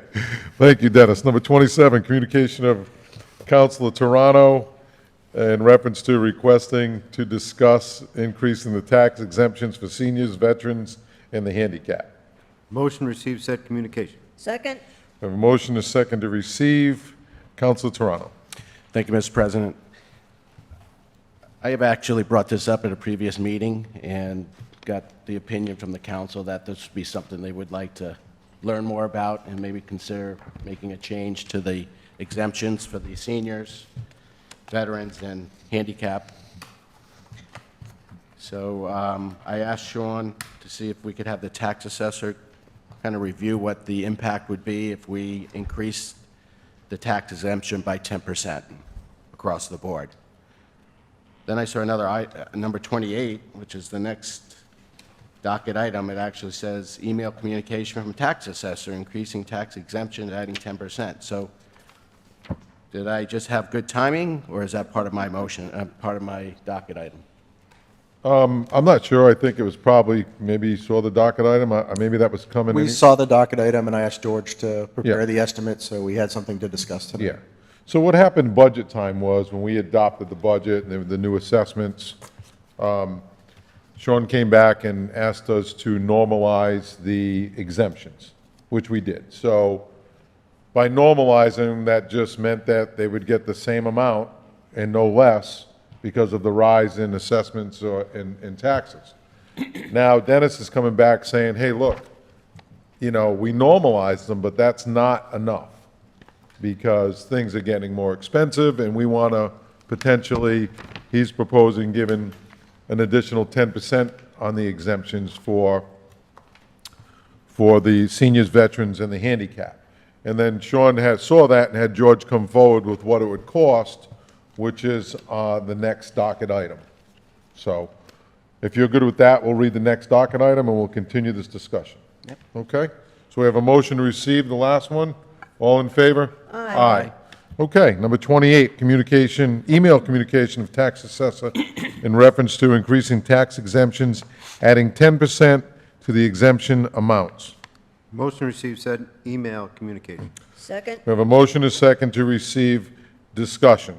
And now, this is where George is here tonight, and George came back and said that if we decide to go forward with a 10% increase in exemptions, that will increase the total amount of personal exemptions from $92,616,349 to $101,355,646, which is about a 9.5% increase in dollars. That would result in pennies. How does that result to the average person? That would be a 1 cent increase in the tax rate on residential, 1 cent increase on the tax rate in commercial. So that commercial, as it stands today, before any other budget items next year, this would not take effect this year. This would take effect next year, because the bills are already out and we've already approved that budget. So it would go from the current residential tax rate from $12.02 to $12.03. And the commercial tax rate, it would go from $17.23 to $17.24 if the council said, yes, we want to increase those exemptions by 10%. How'd I do? Great. The Excellent. only thing I would add would be George that Durden. Good job, Paul. we used this year's numbers. I didn't make any projections as far as additional revenues or loss of revenues for next year. We just applied the 10% increase to this year's numbers and ran a dummy certification. Okay. So that's the way it looked. Councilor Flynn. Thank you, Mr. President. Just a quick question, George. Your memo says that the total amount of personal exemptions, because I know we have about a half a dozen of exemptions, actually. It's not just, you know, veteran, senior, unless you're counting the handicap categories, but it's whatever exemption we offer, you're allowing for 10% increase on any exemption that we offer. Correct. Thank you. Okay. Question. Mrs. Santos? Thank you, Mr. President. Under the handicap, George, does that include blind individuals? Yes. Thank you. Okay. Any further questions? Okay. So, Mr. Toronto, I'd like to make a motion. That we- just a recommendation before you make that motion. Okay? You know, maybe if this is what you'd like to do, just a recommendation, and, you know, Sean, maybe you can help out with this, I don't know. Sometimes maybe it's better off taking a phased approach, or not, I don't know. I guess that's a question I'm gonna ask Sean. I think I'm with you. I support it. I just don't know if 10% is the right number. And don't forget, this is based on this year's numbers, not next year's numbers. So that could change a little bit. That's what I heard George say. We don't know what it's gonna, It'd be less. The 10%, the exemption values would stay the same for 3 years, except for the 10%. that's what I'm saying. So We don't adjust- know. And to your point, we normalized them for this year, Yeah, and those numbers would have held, you know, say $45,000 for the basic senior exemption. Those numbers would have held for 3 years, but under this proposal, we would increase that number by 10%. so it's not gonna change this year, and we don't know what the number would be. You would know the number because the current exemptions that we normalized for this current fiscal year would carry through for the next 3 But years. you said you used it as a dummy number and the one that, the Well, current no, number. I just applied it. Right, I so, took the actual numbers and then made the change to the exemption amounts to create, you know, dummy's not a great Okay. word, but, an dummy seems to be the theme alternative tonight. scenario. Yeah, so, so do we know what the average exemption would increase? You mean tax benefit or the? Yes. So, I didn't do that, Paul, to be honest. That's what I'm saying. I mean, I'd like to have more information. I'm not opposed to it. I just, you know, if we're gonna do a 10%, I'd like to see what that is Yeah. in dollars, or the average person. Council Flynn? Just a clarification, George. So you are saying that the numbers that you're working with right now would stand for the next 3 years till the next revaluation? So, right, the senior number that we have right now would carry through till the next valuation, absent this change in Senior and other personal exemptions? personal exemptions, yeah, So veterans. Would it be more prudent to do this budget time? Or it doesn't matter? I would support that, do it at budget time. I mean, We're on that's the budget time. Well, It's right here. we're always on budget time, I say we get the budget approved next month. so. Then we don't have to wait. Why do we have to wait till June? Because there's certain laws we need to follow. January, 60 days, or 90, 120 days after that, town administrator has to present his budget to us, and these are things I picked up over the years anyway, so. You're going to be increasing. So I just want to make liability. sure that, I have no problem with increasing, I just want to make sure I know what those numbers are. Those I can give you those in today's dollars, but depending on what you do going forward. Right now, they get roughly $45,000 off their tax assessment, correct? For a basic senior, yeah, it's about Something like that, right? 45,000. Some of them go up to 115,000 So if we pass this, they're going to get 49, let's say, or 50,000. or 50,000, right? So that's not going to change, right? Right, It's not going to change. right. Okay, that's all I had to hear. It's going to stay. Excellent. Any further discussion?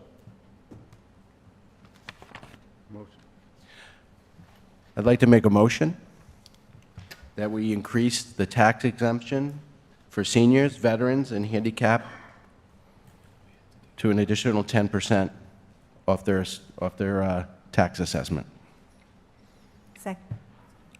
Second? So this actually has to be accomplished by an ordinance, so I would suggest that the motion be that we come back with the ordinance changing the dollar Why amounts. did you have to wait so long to tell us? There's a lot of discussion, and I didn't want get to... it. We didn't want to Okay. interrupt. Okay. I Mr. would Toronto, Rephrase that motion? yep, just, Like to make a motion. Wendy's forgiving this evening, so go ahead. Like to make a motion to amend the ordinance to increase the senior, veteran, and handicap exemptions by 10%. Second? Close enough. Okay. Any further discussion? All in favor? Aye. Dennis? Thank you very much. Thank you. Okay. Number 29, communication of Council Logan, in reference to communication from Robert Upham, Middletown, safety concerns, sidewalks on Rogers Lane. Motion to receive said communication. Second? We have a motion is second to receive. Council Logan. Just a little background on this one. Prior to our meeting on October 4th, Mr. Upham approached me and asked me to read a letter that he penned during public forum. After a quick conversation with the solicitor and the open meetings rules, I am not allowed to read a letter on behalf of a citizen during the public forum session, so this came as a docket item. So what Mr. Upham's asking here is that he realizes or recognizes that the sidewalks on Rogers Lane were removed by the town, and that it's creating a safety incident for the people, the pedestrians in that neighborhood. So my question was to the administrator, is that the case? Did we remove the sidewalks? And then what is our responsibility for that development back in Oxbow Farms? And then if it is our responsibility, what is our plan to fix those sidewalks so that pedestrians will have a safe travel path? Okay. Mr. Brown. So over, I want to say the last 15 years, Warren's here can give me a better timeline. We've applied for CDBG money to improve the sidewalks on the north side of Rogers Lane. Those are really beautiful concrete sidewalks. But one of the things that happened was on the south side, there were asphalt sideways which were in very poor condition and were a hazard. So with the little money that we did have in the budget, we did remove the sidewalks on the south side and more or less started on a campaign to apply for CDBG money each year to try to rebuild the sidewalks on the south side.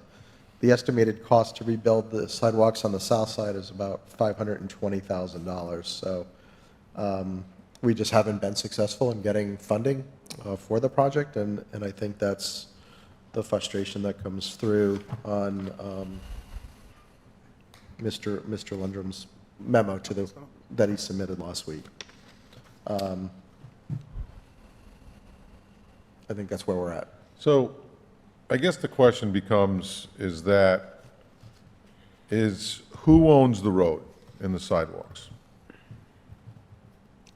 So I think that's, It is, Because I'm not sure anybody's sure. yeah, it is unclear. I have gone back with the assistance of the town clerk and reviewed documents from when that property was developed, and I can read it in a way that would suggest that the developer owns those improvements, and I can read it another way that suggests that the town owns those improvements. And I think, you know, the fact that the town has gone in and tried to get grant money to replace those, I think is sort of an attempt to, even if we don't own those improvements, to try to facilitate, you know, and accommodate the safety concerns of the residents there. But we spent a lot of time looking at this and researching this, and it's an open question. It really is. Well, I'll tell you, I think we need to get to the bottom of it, because look, safety, I get Mr. Upham, and we've done a lot in there over the years, and I understand his concern, and I'm with him on that part of it. The part I'm not with him on is that when when that loan got paid off and we lost affordable housing towards our 10%, and then the rates, it's really not affordable in there anymore. We have a gentleman that comes to, a young man, goes to URI, Chris Bove. He grew up in there, and he said, look, the rates are, you know, 16, 17, 1,800 bucks now. So here's a company that's profiting when they paid their loan off. They're profiting, and then they want the town to come in and have the taxpayers put their money towards fixing their sidewalks when they're profiting. Show us your financials, I say. And then maybe we can talk about it. Until then, I'm not supporting anything until I get an answer of spending $500,000 of taxpayer money to improve. And Mr. Upham, that's not towards him or anybody else, and in fairness to everybody, every other taxpayer in the town. So that's kind of where I'm at with it. Mrs. Von Villis. Yeah, I want to add something, and while I certainly support safety, Yep. I happen to live in the development that is right next to. Abuts it, yeah. Okay.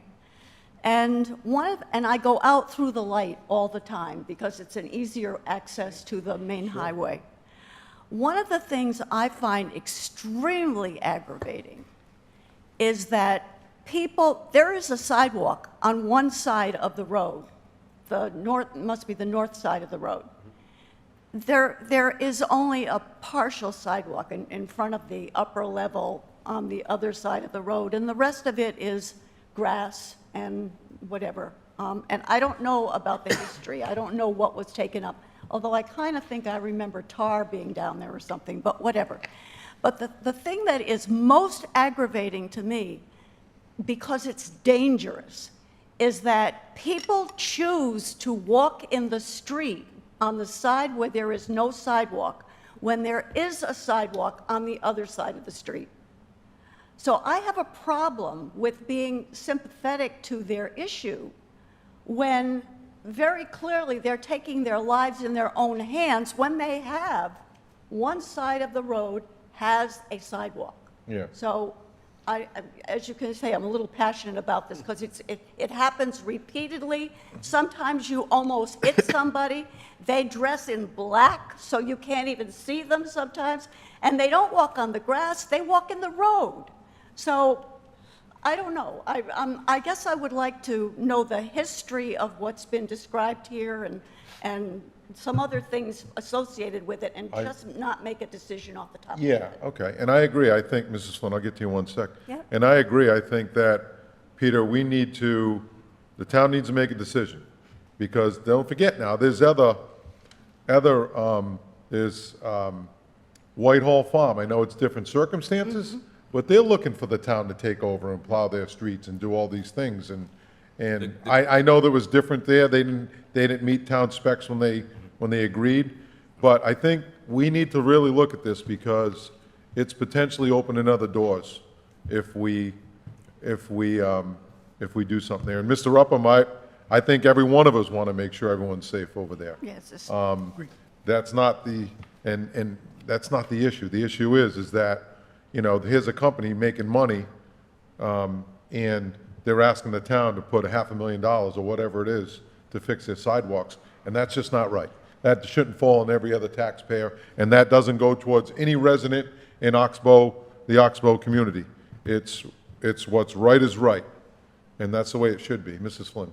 Thank you, Mr. President. And so the ownership issue has come up before Yep. with the streetlights being out over Yes. there. And I guess listening to Councilor Von Villis, my question would be, now that the development is not being used for its original purpose, what are the requirements to have sidewalks on both sides?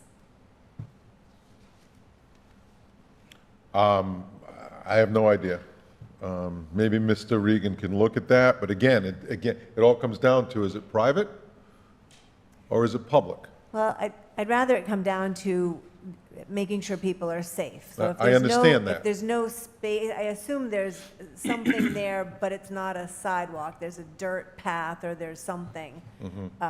So if that was seeded and grown over and the sidewalk was on the other side, you know, a lot of streets in Middletown do not have sidewalks on either side. We're a rural community. Okay. So I just don't know what the requirement is, and if we can make it safer in the short term. Well, that begs, the next question is the liability piece.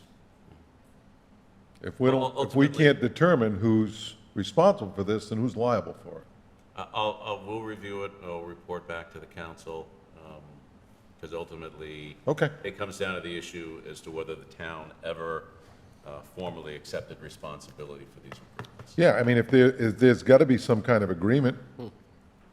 You would think, but, Well, if there's not an agreement, then there's no agreement. Mr. Welch, sorry. Go ahead, no problem. Go ahead. I guess this would be for Sean. Did the town pay to remove what was left of the sidewalks? We did. So we did, and went and put because I rode down there after I read the letter, and, I mean, obviously, the asphalt curbing was put back where the sidewalk would have dumped out onto the road. So somebody had to do that and seed it. I mean, There was concrete curbing also that was spalling badly through there. Is Warren still here? No? He left. Yeah, so, okay, and then my but there second was thing some is, curbing that was also falling apart, that was part of that Cape Cod berm that was installed. Yes, but if I could just add, the concrete curbing is there. Concrete curbing is there, and it's Okay. all now grass.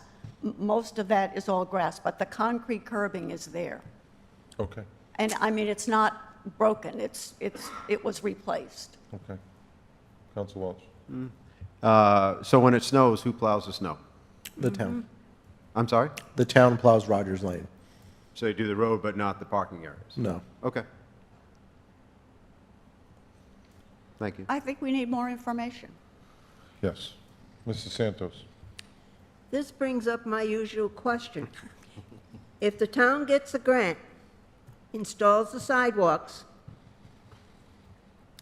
who is going to be responsible for cleaning the sidewalks in front of their homes?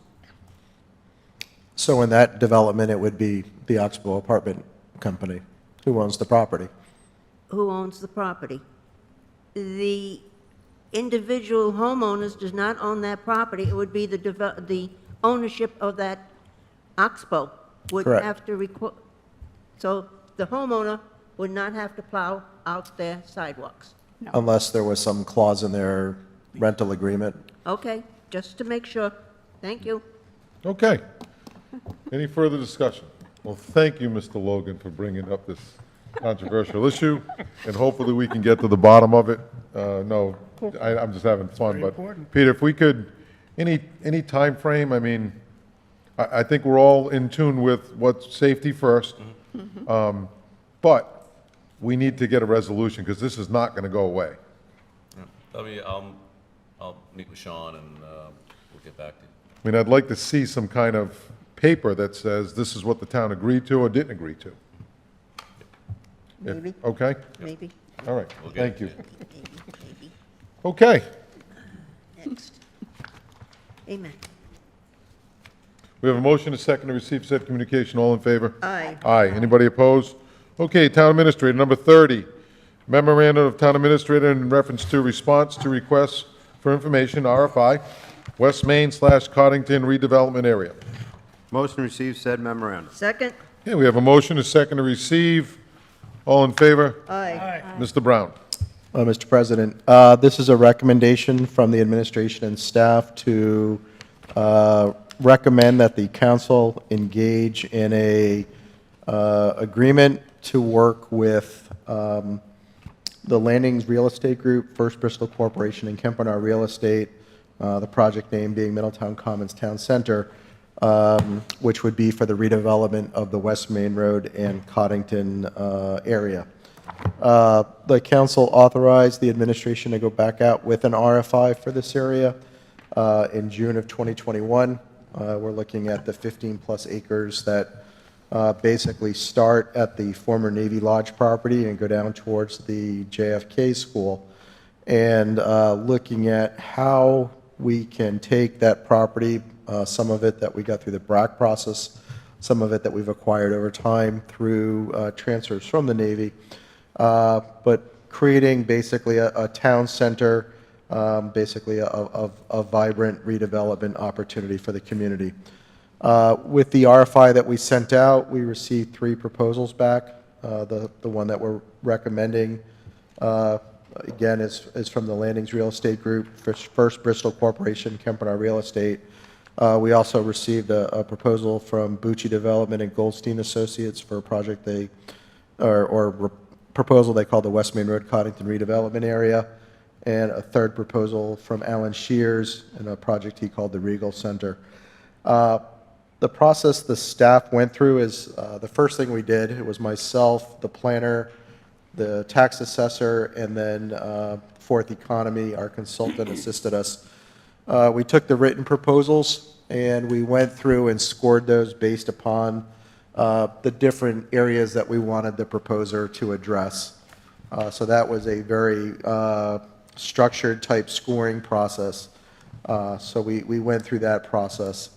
Then we followed that up with interviews with each of the proposers, and then it was more of a subjective sort of conversation where each of us on the evaluation team sort of identified the strengths and weaknesses of each proposal. And at the end of both of those, the Middletown Commons Town Center proposal was, we all felt unanimously that was the best proposal for the town, that it was a solid project team that would provide an opportunity for the town to work with and identify a development project that would benefit the community. Again, this is a new process for the town, not a new process for municipalities, where really the next step would be for the town council to enter into a memorandum of agreement or understanding with the successful proposer.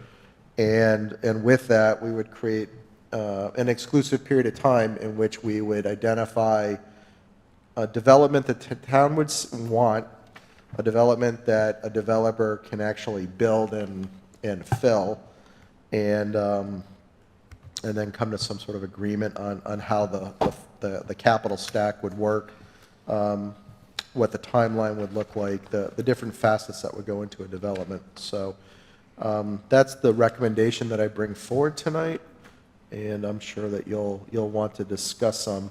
I see that Rocky Kempenar is here tonight, as well as Mr. Karam. You might have some questions for them. But again, their proposal, sort of hits upon, it's a mixed-use development. It includes a proposal for workforce housing, which includes senior and affordable housing, retail and restaurant space, hotel space. There was an emphasis on a community park and green space, and an emphasis on a library and cultural center. There was a lot of discussion on how, especially with the 3 people involved, and understanding in Middletown how they could bring an expertise to really blend their product with the direction that the community is headed. And that truly came forward not only in the written proposal, but also in the interview that was done. There is a lot of work to do. I think one of the challenges that really all 3 proposers have, but we have just in general with this process is, and I'll use housing as an example, there's different levels of housing and affordability. As you discuss that affects the financing of the project. And really, that's the benefit of going through this RFI exercise, is that, if you want to make it more affordable, you really need to sit with the developer and find out, okay, if that's the direction we're heading, then what is the direction we have to head elsewhere in the development to make it work? It needs to work for the town. It needs to work for the developer. So, again, I believe we have a solid recommendation for you this evening. Okay, thank you, Mr. Brown. Any councilors have any questions? And Sean, just to reiterate, what are you exactly looking for the council to do this evening? So I think there's 2 things that possibly could happen this evening.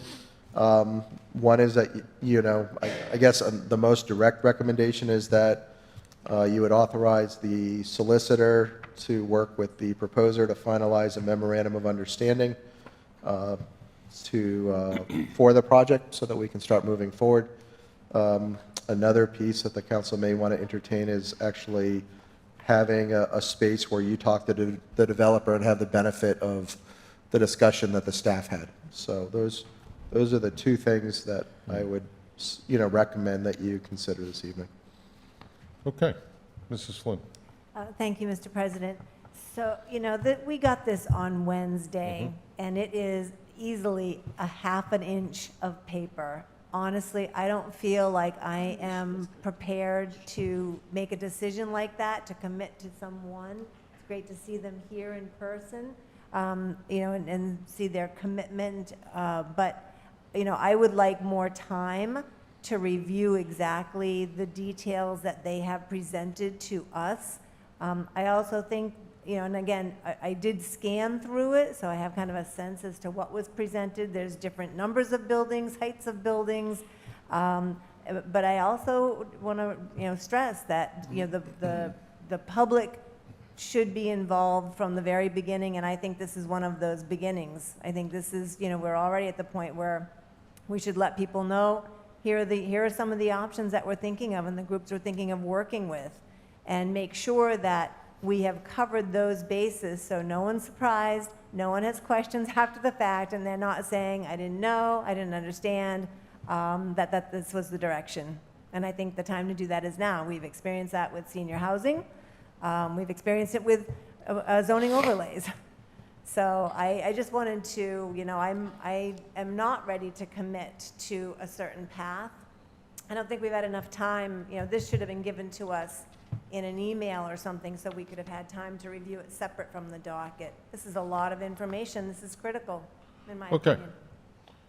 opinion. Any other councils have any feelings about that? I do. Council Welch. So I would like to say that I am fully behind their recommendation. I think that this group came forward initially, and I was behind it then. We now took some more time, but vetted it for other people to see that it was open for anybody to respond to. 3 people did. I didn't read every single word, but I scanned it, and I agree with the group's assessment.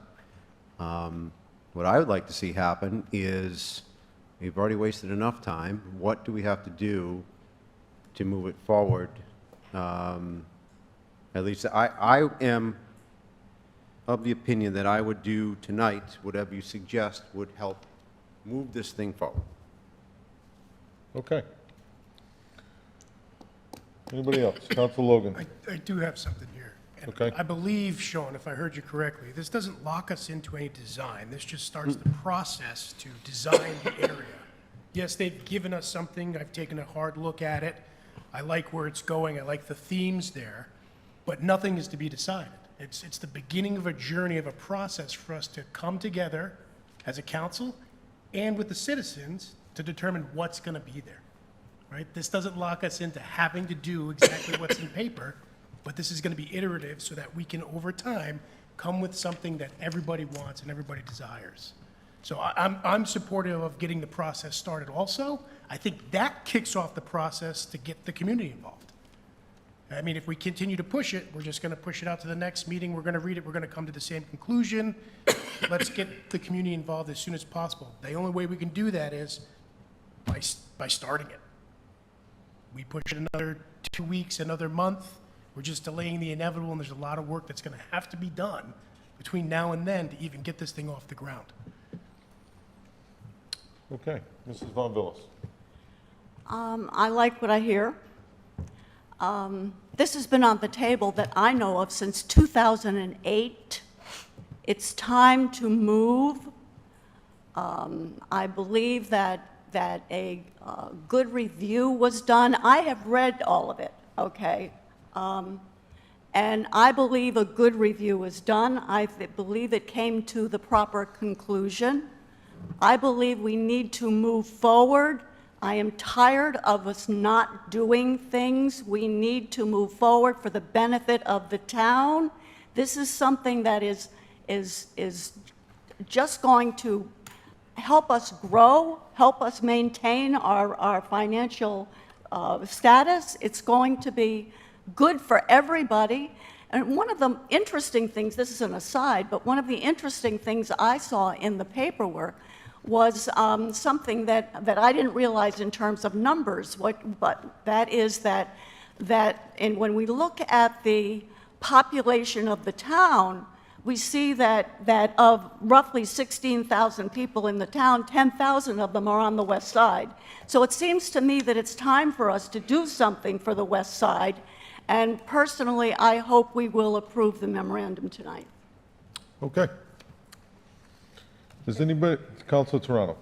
Thank you, Mr. President. I do agree with Terry in regards to, we just got this on Wednesday. I got a full-time job. We got so many docket items here. I would be telling you, I would be lying to you if I said I had the ability to go through this in great detail.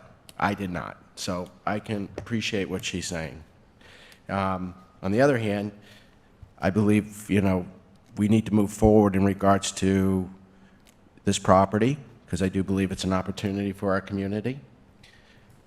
When we talked about this, there were certain ideas that residents had approached me on in regards to what they would like to see there.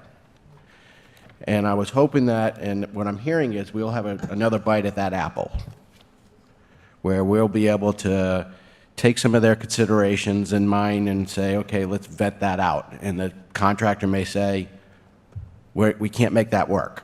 And then we're going to have to figure out how we make it work. They may say, we don't want to do it because we don't have the vision for that. So is that fair to say that we will have another bite at the apple in regards to the residents giving us their feedback in regards to what they would like to see there? Yes. Yes, it all comes back to a public vote. Okay. All right. So, I'm sorry, go ahead. No, I was just going to say, I've had people approach me on keeping it open space, which, I'm just giving you what I've heard. I've heard people say they'd like to see a trade center in there. I've heard a lot about mixed use. Newport Mental Health wants to get an office out there. But there are people very interested in what goes in there, so I just want to make sure everyone has a second bite at the apple. Okay. Yes? Mrs. Santos?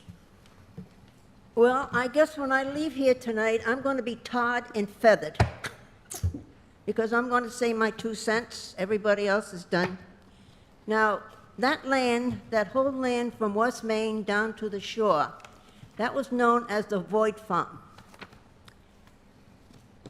Where the Navy Lodge was and demolished, that is the last part of that farm that is still open space. In fact, there was a hermit's cabin on that piece of property. Now, the Void Farm, the road to the farmhouse in the back, runs along the library. And, of course, the library is going to be demolished. So is JFK. Now, JFK will be added to the number of schools that this town, with taxpayers' money, has demolished, which includes Wyatt, Linden, Holland, and now JFK. The only one that was not demolished was the Penfield School. Does anybody know where Penfield School is? Probably not, but I'll tell you. It's at the corner of 3rd Beach and Green End Avenue. They took that school, remodeled it. It is a beautiful home. Now, it's true the library needs fixing. Okay, they're going to demolish that. They're going to build a new one. Who's going to pay for that? Taxpayers' money. My idea, why can't that open field remain open, make a park for the people on that side? As Mrs. Von Villas mentioned, the population is on that side. Make a park, benches, a path like they've done on High Street, on the Kempenaugh Valley.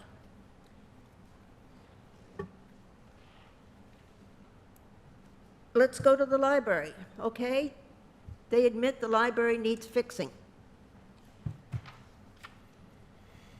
If a contractor comes in and fixes it, he's got to be qualified. Apparently, whoever has been hired by the town has not fixed that library properly, because we always pick the lowest bidder, and the lowest bidder is not always the best person to renovate or fix something that is broken.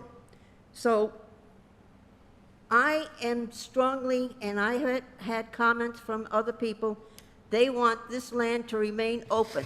We've got empty stores on West Main Road and other places. That's my feeling on this whole property. What is wrong with open space? Do we have to build every open space has to have a building? No.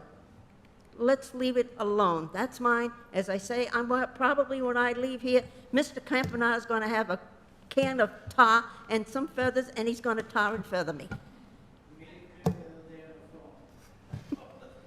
You heard me the other day. That's how I feel. I'm the only one on this council that feels that way. Fine.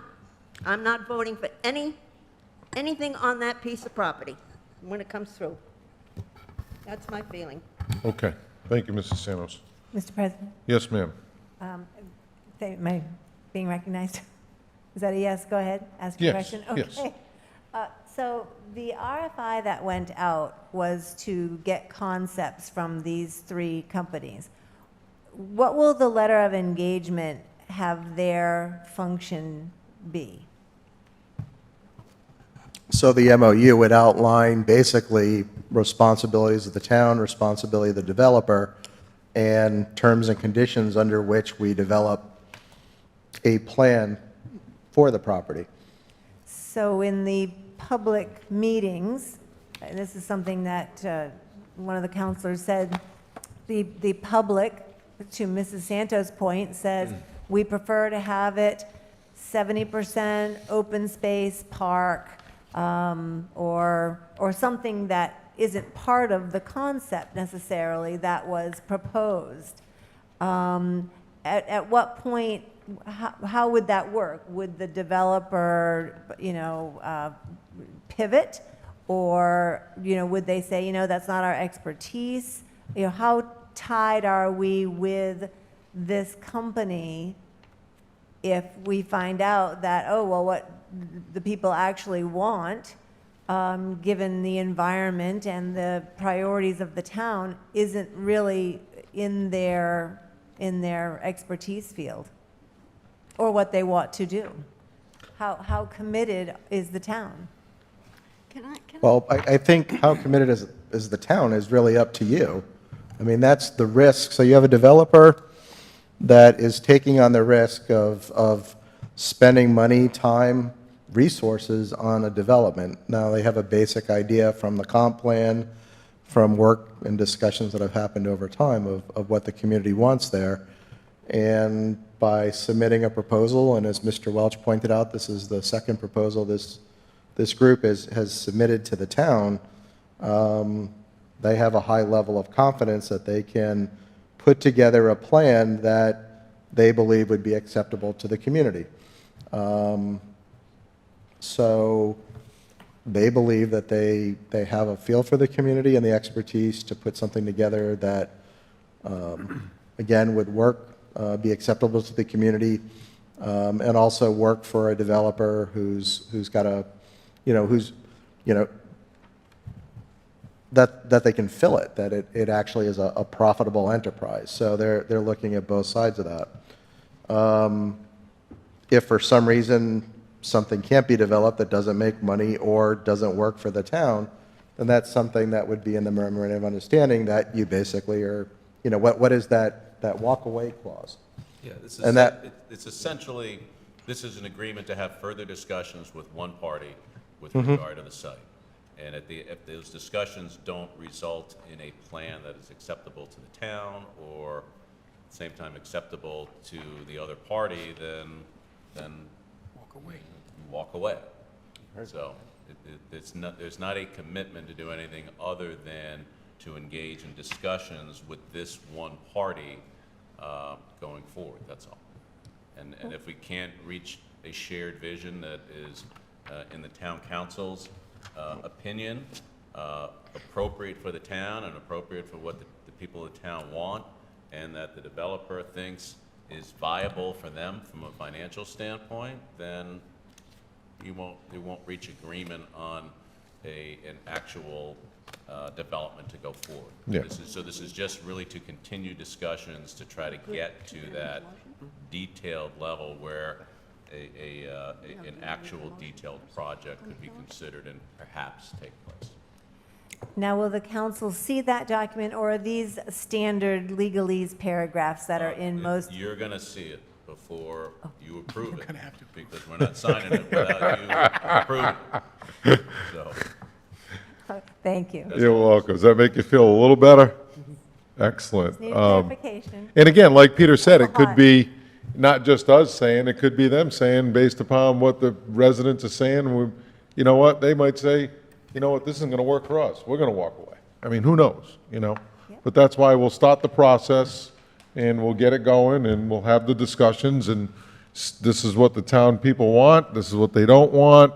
We can do this, we can't do this, it doesn't work for us, yes, it works for us. We come to agreement or we don't. Mrs. Von Villis was next. Well, Is he Mrs. Von Villis? Oh, no, you're Mrs. no, Oh, okay. All right, just checking. what I was going to point out was that within all the materials that we received to read, there was a proposed memorandum of agreement. And I think looking at some of that is a good thing. For example, it identifies the property and so forth. But really, when it talks about what each of the people will do, okay, and if you don't mind, I'll read a little bit of that. Sure. Okay. So what will happen here, the parties agree to this memorandum of understanding as well as the roles of the parties with respect thereto. And here's what they will do. 1, exploration of funding sources. In order to facilitate the development of the town center, joint venture partners will submit grant applications, seek other funding sources, and invest its own funds for architectural and developmental expenses. Town of Middletown will join in any grant application and other funding applications. At its sole cost and expense, joint venture partners will hire such parties as may be necessary or beneficial to conduct such preliminary surveys and cost estimates as may be necessary in preparation for and completion of development of the school properties. The town of Middletown will cooperate and assist the joint venture partners with grant applications and funding requests. 2, negotiate in good faith the lease of said parcels to effect the development of the town center. 3, move to enact the appropriate zoning to effect the development of a town center. And 4, work solely with the joint venture partners to prepare development plans. I'll read that again. Work solely with joint venture partners to prepare development plans for the designated properties during the course of this memorandum of understanding. So the point is that these parties, the two parties, will come together to an agreement to make things work for the betterment of the town, and I hope you will support it. Counsel Welch. I'd like to make a motion to enter into a memorandum of understanding with the Landings Real Estate Group, First Bristol Corp., and Kempenar Real Estate to move forward on the West Main Road project. Second. Okay. We have a motion and a second. Any further discussion? Just a question, is the joint venture partners the same? Is that the group? I'm not sure. It's the Landings. It's the Landings Group. Okay. Okay. Okay. Since you're here tonight, if you may want to make any comments, Mr. Karam or Mr. Kempenaar, please come. Did he? I saw the right hand elbow. Just your name and address for the record, sir. Sure. Jim Karam, 35 Nanaquacket Road, Tiverton, Rhode Island. Obviously, I asked someone, are we going to make a presentation? And they said no, so we didn't come prepared to make a presentation. Understood. But I think the gist of what was read in just now, I really appreciate, because it really is the flavor of what we're trying to do. This is a partnership, and what we're agreeing to do in a formal manner through a document is to work together. We have a concept that we presented, which we heard from the town, we've heard from people, some of the people we talked in the town, on the council, and, and the administrators of the city, of what the town was looking for, and we thought what would work, especially knowing the hotel business and the retail business the way we did. And what we'd like to do is to create this town center that has multiple components. And part of the town center that we think is really valuable is a library, because libraries, historically in the past, there was a library in most downtown cities, and that was kind of a center for the community. And we see this library as really being a focal point. One of the things we believe that we can do working together, I think a lot of you know that they have a program in Rhode Island. If you build a library and pay for half of it, the state will pay for the other half of it. So if we can come up with half the money, however we do it, either through the developers, writing checks out of their own pocket, I like that idea. the town getting the additional revenue, especially from hotels. As you know, Yep. hotels pay a lot of taxes. Yep. They pay real estate taxes, room tax, and income tax, and the town shares in that.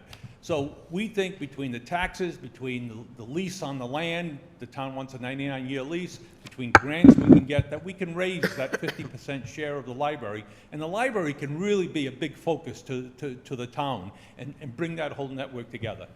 But again, what we have here is a basic concept. We've looked at this, we've studied it, we've worked with our architects, we think it works. What we want to hear from as a partnership is from the town. There might be things in there that you don't feel entirely comfortable with. There might be things that you think should be added. There might be things that you feel deleted. At the end of the day, as described, we'll work together and we'll come to a conclusion.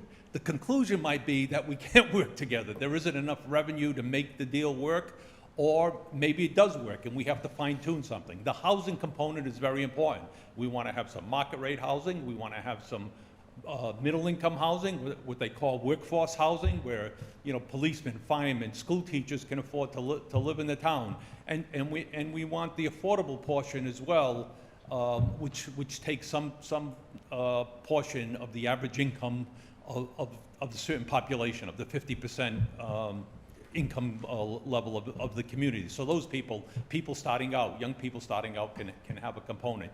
But all that's going to take time. It's going to take money. As described, we're more than willing to front the money for the engineering. We think there's a program right off the bat that we can get with the Rhode Island Commerce Corporation. Well, they'll give the development team, us and the town, a $125,000 grant to study the infrastructure. What do we need for utilities? Water, sewerage, those type of things. So we think there are a number of grants to make this happen.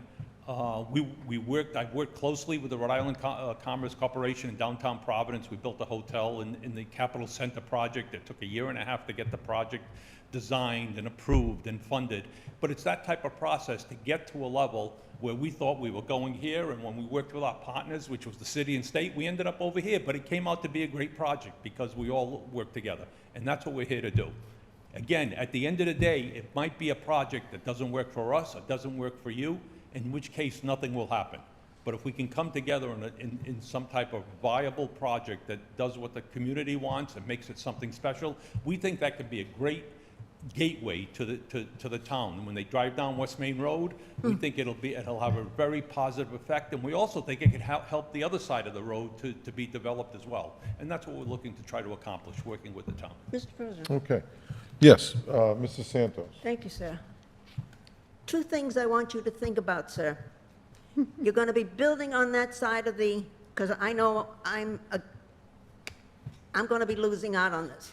One thing you've got to consider, possibly a sub-fire station because of all the buildings on that side of the town. Second, you've got to consider the speeding on West Main Road. It is out of the question. That's why seniors don't want to go to West Main Road and live in senior housing. They cut that out because of the traffic. I would tell you in terms of traffic, our company, only because I'm long in the tooth, we've been around for 35 years. We've developed over 4 million square feet of property. Rocky and his family has obviously developed a lot of property. One of the things we hear in every community is you really need to take care of traffic. And when we say we will and we'll try, and we mean it, because just what you said, if you have a retail complex and people can't get to it easily and safely, they don't come back. So traffic is as important to the retailers as it is to the community from a safety point and from an ease of access point. So that's a very important situation that will work. We work with companies like VHB here in Providence and Boston. We will have their traffic engineers come in and do a whole analysis of West Main Road and Cottington Highway. I'm sure there'll be a number right in, right out only. You don't want traffic coming out on West Main Road and going across in an opposite direction. That's never going to happen, and it can't be done safely. It's going to have to come out to a traffic light. It's going to have to work. All of that will be worked out and will take time. And it might take a year to develop this plan in a format that we all feel comfortable with. Have you thought about a sub-fire station? I'm not sure, I'm going to be very candid with you, I'm not sure a development like this could afford to subsidize that issue. Okay, thank you, sir. I think it can afford to subsidize the 50% of the library through grants and revenue from the development, but I'm not sure it can afford Thank you. a substation. Okay. Mr. Welch? I think Rocky knew what he was doing when he told Jim to stand up. Yeah, I know. So, Jim, thank you. The piece that is attractive to me is the obviously the revenue for long-term for the town. Right. But is the housing for what's much needed here in this town. I'm sorry, is the what? The housing. Yeah. So it says here, Middletown Commons will provide a diverse array of residential offerings that include more traditional, multifamily housing rentals available for young professionals and seniors, as you alluded to. Affordable housing units towards our local educators, healthcare and public service employees, fulfilling a variety of housing needs and design. And it goes on to say, it talks about, real affordable housing too. There'll be so many units. And I understand the numbers have to work, but we're working on affordable housing.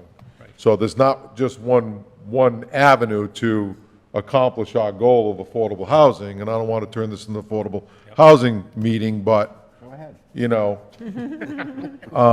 want to make sure that, any development, whether it's potentially yours if it ends up working out, the one on West Main Road if it ends up working out, that we're covering as many bases as we can to fulfill the need, not to hit the 10% what the state wants us to hit, to fulfill the need of Middletown. Right.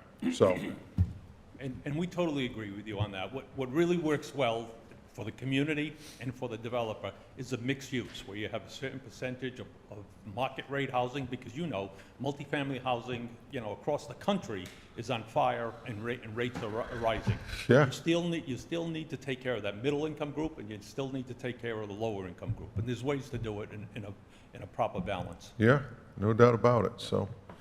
Okay, is there any further, thank you, Mr. Karam. Thank you. Is there any further, Rocky, you good? I just want to say, unfortunately, Mr. Beechio was out of town, otherwise he would have been here tonight. Okay, We weren't told we were going to have a presentation right now. no problem. Yeah, we weren't expecting one, but we appreciate you being here to answer any questions, or Mr. Karam made a great presentation, so. So having said that, would you want to repeat that motion? Sure. Motion to enter into a memorandum of understanding with the Landing Real Estate Group, First Bristol Corp., and Kempenhar Real Estate to move forward on the West Main Road project. Second. Okay, we have a motion and a second. Is there any further discussion? All in favor? Aye. Aye. Anybody opposed? Okay. Thank you. Thank you for coming. Thank you. Number 31, email communication of Nate Levin Aspenson, MPJA, Lead Grants and Foundations Relations Manager, Newport Mental Health Middletown, in reference to Newport Mental Health's interest in taking part in the development discussion surrounding the West Main/Cottington Center property. Motion to receive said email communication. Second? Motion is second to receive, and we do have someone like to speak on this. All in favor? Aye. Jamie, you want to come up and state your name and address for the record, please? Sure. Jamie Lahane, and I am the CEO of Newport Mental Health. 127 Johnny K. Kill Road is our corporate offices. So, I'll put this down. There were actually 4 formal responses to your RFI, and one of them was from us, from Newport Mental Health, not to propose a comprehensive, inclusive development of that whole 15-plus acre large parcel, but to ask you for consideration to just allow us to be part of that initial conversations with whichever developer you picked, in this case, Mr. Kempinar and his group, because quietly Newport Mental Health has been, and our board, has been now for over a year working on the plans to relocate, hopefully in Middletown, to a site where we can expand our community counseling services. We've more than doubled our staffing. Over 600 of the folks we serve, kids, families, adults, are Newport residences. We've been providing services in Middletown, where 5 of our service sites, all of our service sites really are. And we think that a small piece of that property would be best served by a beneficial public use, like the library, like the achievement programs. Our kids, our families are really struggling. We've learned in these past years with COVID and the pandemic that the emotional well-being of everybody really is something that is important as our physical health and other things. We need a new home. The office park doesn't have transportation. There's no public transportation, and we really think we could be a very valued component of a small piece of that. Whether it's to take an existing piece of the property, like the school, and to renovate it, and as a carve-out to this development, or in fact to be a part of the full conversation. So what would we bring to the table? Well, we have not closed, but we do have a contract on our Quidnick Office Park property. So we're going to have cash. We've also started the beginning of a capital campaign to raise more money through philanthropy, as many nonprofits like ours do. We engage actually a acclaimed international architectural design group over a year ago, who's completed a whole what's called purpose-built strategic facility plan. And as maybe you guys are learning, Newport Mental Health isn't just your average counseling center.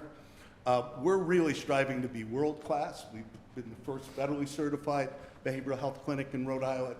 And this group, funded by the Van Buren Foundation, a local foundation, has really done all the stuff about design concept, what our clients need, what our staff need. So what I had put up before, this is not the building we would want to build, but it demonstrates a lot of work that's already been done. And what our board has adopted as its #1 strategy is, you won't believe the coincidence in this. This is quote from a report in December 2020. The top priority of the board was calling to be part, and I quote, this is from the report, a shared resource development to be co-located in a mixed-use, normalized town square development where our service center is integrated as part of a commercial, office, housing, and community center development. That was written and adopted by our board before this discussion tonight. So we bring money to the table. We also bring, this mass design group wants to give part of the designing of a state-of-the-art 22nd century, 21st century community service center. So they actually have National Foundation money that could add. In addition to this, if you're going to do mixed-use housing, you don't just need bricks and mortar. What you need is housing services and support. So those residents, and I know we're not going to put a lot of affordable units there, but we need some. But what you also need is the housing expertise and support to make sure those people flourish in their housing. We are the housing stabilization program through the state of Rhode Island. We do supportive housing as part of our work. We would be a good partner.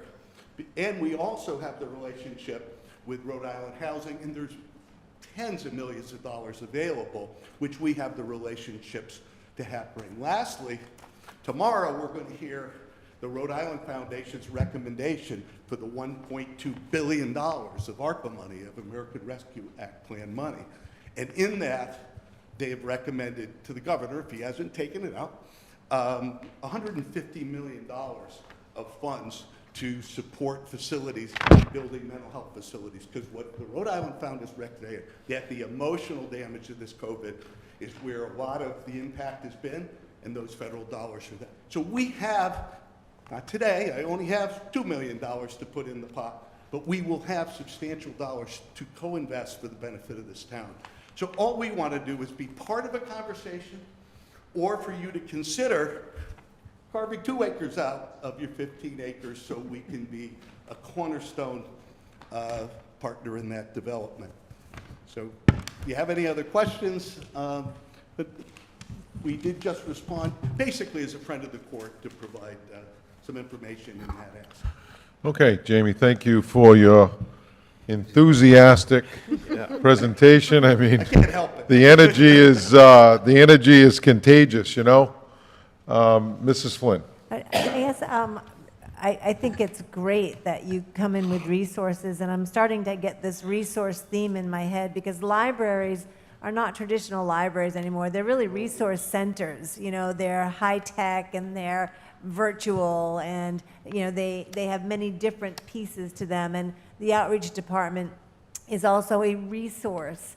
And I think that, I guess I'm just wondering, how could we make sure that we all stay in touch to see if that, you know, is something that is desirable by the public and going to benefit Middletown?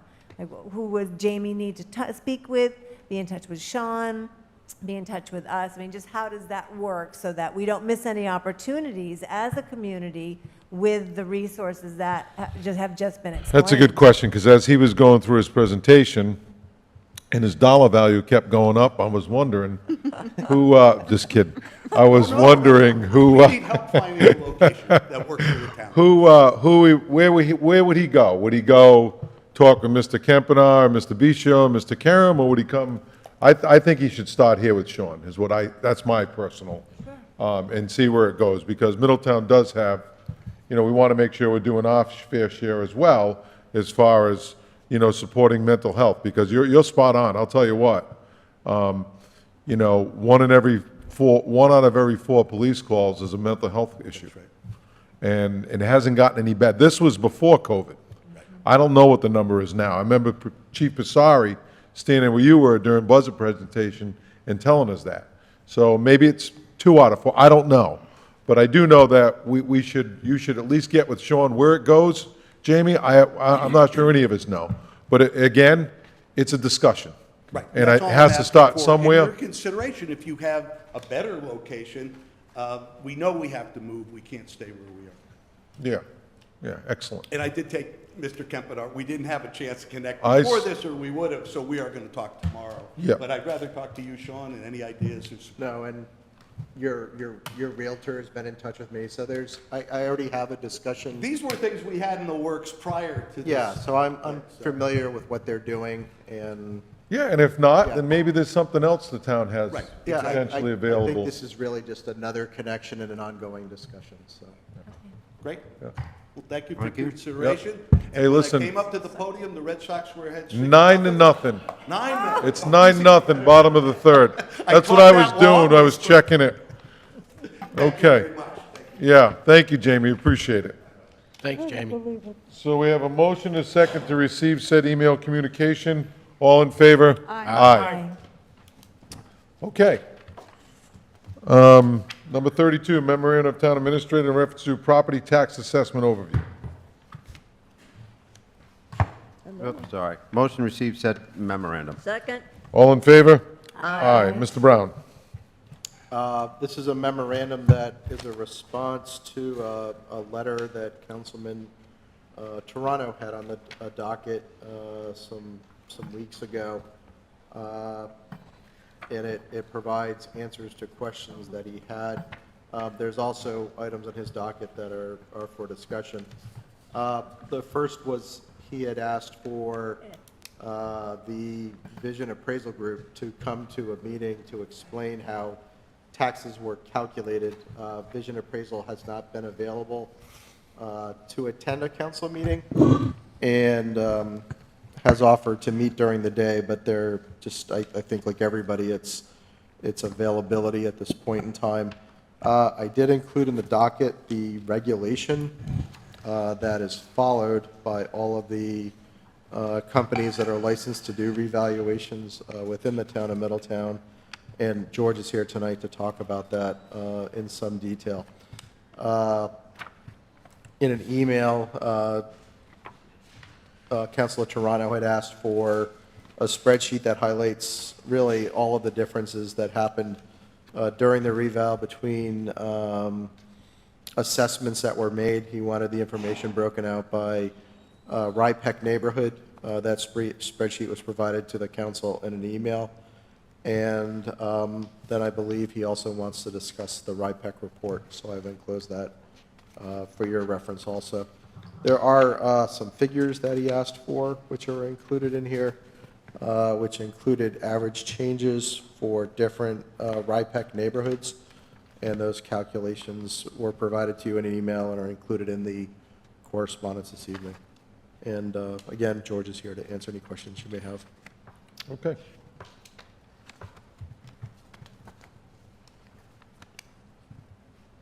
Does anybody have any questions of George? Just what he wants to present on this document. Okay.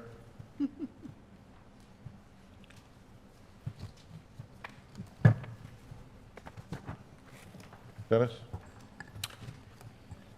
It's actually under the town administrator, but I'll take the lead. George, we had talked about the calculation of how they come up with tax assessed values on properties. Was one of the questions I had. And that's why I wanted Vision Appraisal to be here, so they could tell us about how they go about, the calculation. But you and I had chatted in regards to the actual calculation. Can you share that with the town, or with the council, town, of how they actually come up with your tax assessed value of your property? Sure. Well, Vision starts with the land values. Everybody's overall property value is divided into the value of the site and the value of the improvements. That methodology works for both the residential and the commercial properties. So what they do is they first start with an analysis of comparable land sales, and typically there are not a lot of, there aren't a lot of, a great number of land sales relative to home building sales to form an opinion. So they also rely on what's called the extraction method, where they'll look at improved property sales, say your home sells, and they will extract the value of, they will calculate the depreciated value of the improvements and deduct that from the sale price to come up with an extracted land value. So they start that, and then they create tables with multipliers that they've already established neighborhoods that they use that share similar characteristics throughout the town. Typically home style, age of the neighborhood, age of the properties, what's going on in the life cycle of the neighborhood. So they've established these neighborhood codes that they fit their site values in. And they begin with a lot size of 20,000 square feet. That is a typical building lot. So the first 20,000 square feet is appraised at a certain number, and then anything over that is typically at a reduced number. On the other side, if you have a 10,000 square foot lot, the per square foot price of that lot would be higher. So that's just kind of the way the metrics work with land valuation. So then they go into the value of the improvements. They develop their own cost tables, and then they match those cost tables with Marshall and Swift Valuation Service, which is a internationally recognized cost estimating guide. So they develop per square foot values for properties based on, that are adjusted for differences in square footage, style, quality of construction. They make adjustments that way. So they will first estimate the value of the land, then they estimate the value of the improvements, and they combine the two of them together to come up with a final value estimate for a property. And after that, they compare their estimated value with what's happening in the marketplace. For residential properties, it's typically, they compare it to comparable properties that have sold in the market. So, we have about 4,300 single-family dwellings, 1,200 condominiums, and 1,000 or so commercial property. No, we don't have 1,000 commercial properties. We have 250 commercial properties. So they will do their best to match whatever their cost estimates are, cost of land, or estimated value of the land, estimated value of the improvements, and they will measure it up against what is actually sold in the marketplace. Again, not a lot. I mean, compared to, bigger communities, Middletown doesn't have a ton of sales. However, they did look at all of the sales that occurred over 2020 that they were able to verify, and they came up with 149 comparable sales in the residential sector of the market. And so what they did with those sales is they went out and they compared what their estimates for the value was using their cost technology, terminology, and then they compared the two with the actual selling price, and they come up with actual assessed value to sale price ratios. So a perfect match would be a $500,000, they estimate the value of the home to be $500,000, and it actually sells for $500,000. But that doesn't typically work that way. So we try and benchmark something in the 95% range of values, to meaning that the assessed value would be approximately 95% of the selling price. So of those 149 properties that they analyzed for 2020, the assessment value to the actual sale price was 94.52%. So with that, I think it's a fairly high and strong indicator of their methodologies and that the values that they have come up with. That's it in a nutshell. It's a lot more detailed when it comes down to generating their tables by factoring in all of the cost and the age components and other depreciation factors that might affect your property value. As far as commercial properties, they would also use the income approach to estimate estimate the value based upon the income that a property might generate. But that would not be applicable in a single-family dwelling situation that we have right now. Okay. Did everyone understand that? There is going to be a quiz. Better than I ever have. Okay, very good. I guess part of the point I wanted to make is there's a lot of factors that go into that calculation. Yes, The sir. state goes into, every 9 years, you're supposed to go into everybody's homes so that you can do a tax assessment, because your assessment's going to be based on what's in your home, the quality of what's in your home, what's on the outside of your home, how many bedrooms you have, how many bathrooms you have, and things along those lines. When they did the actual, they did the assessment, the one that every 9 years where you're supposed to legally go in everyone's home, they only got into about 60% of the homes. True. So right there alone, that just throws the calculations right out the window. For me, okay? Because you really don't know what your neighbor has in their house, really, if you don't get in there and look at what's going on. So that's just one piece. So there's a lot of pieces to it that, you know, I looked at my property at 182 Tuckerman. I've owned it for 12, 13 years, and probably even longer. I don't want to date myself, but when you said that they look at comps in the area and that you guys try to get it to be about 90 to 95% from an assessment standpoint, mine's at like 50%.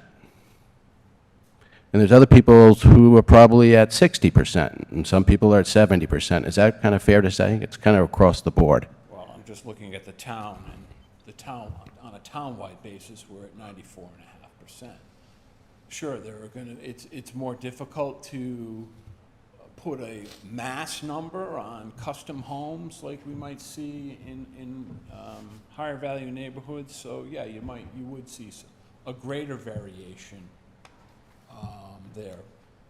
But like I said, on a town-wide basis, the average or sales price, assessed value to sale price ratio using the properties that we have was 94.5%.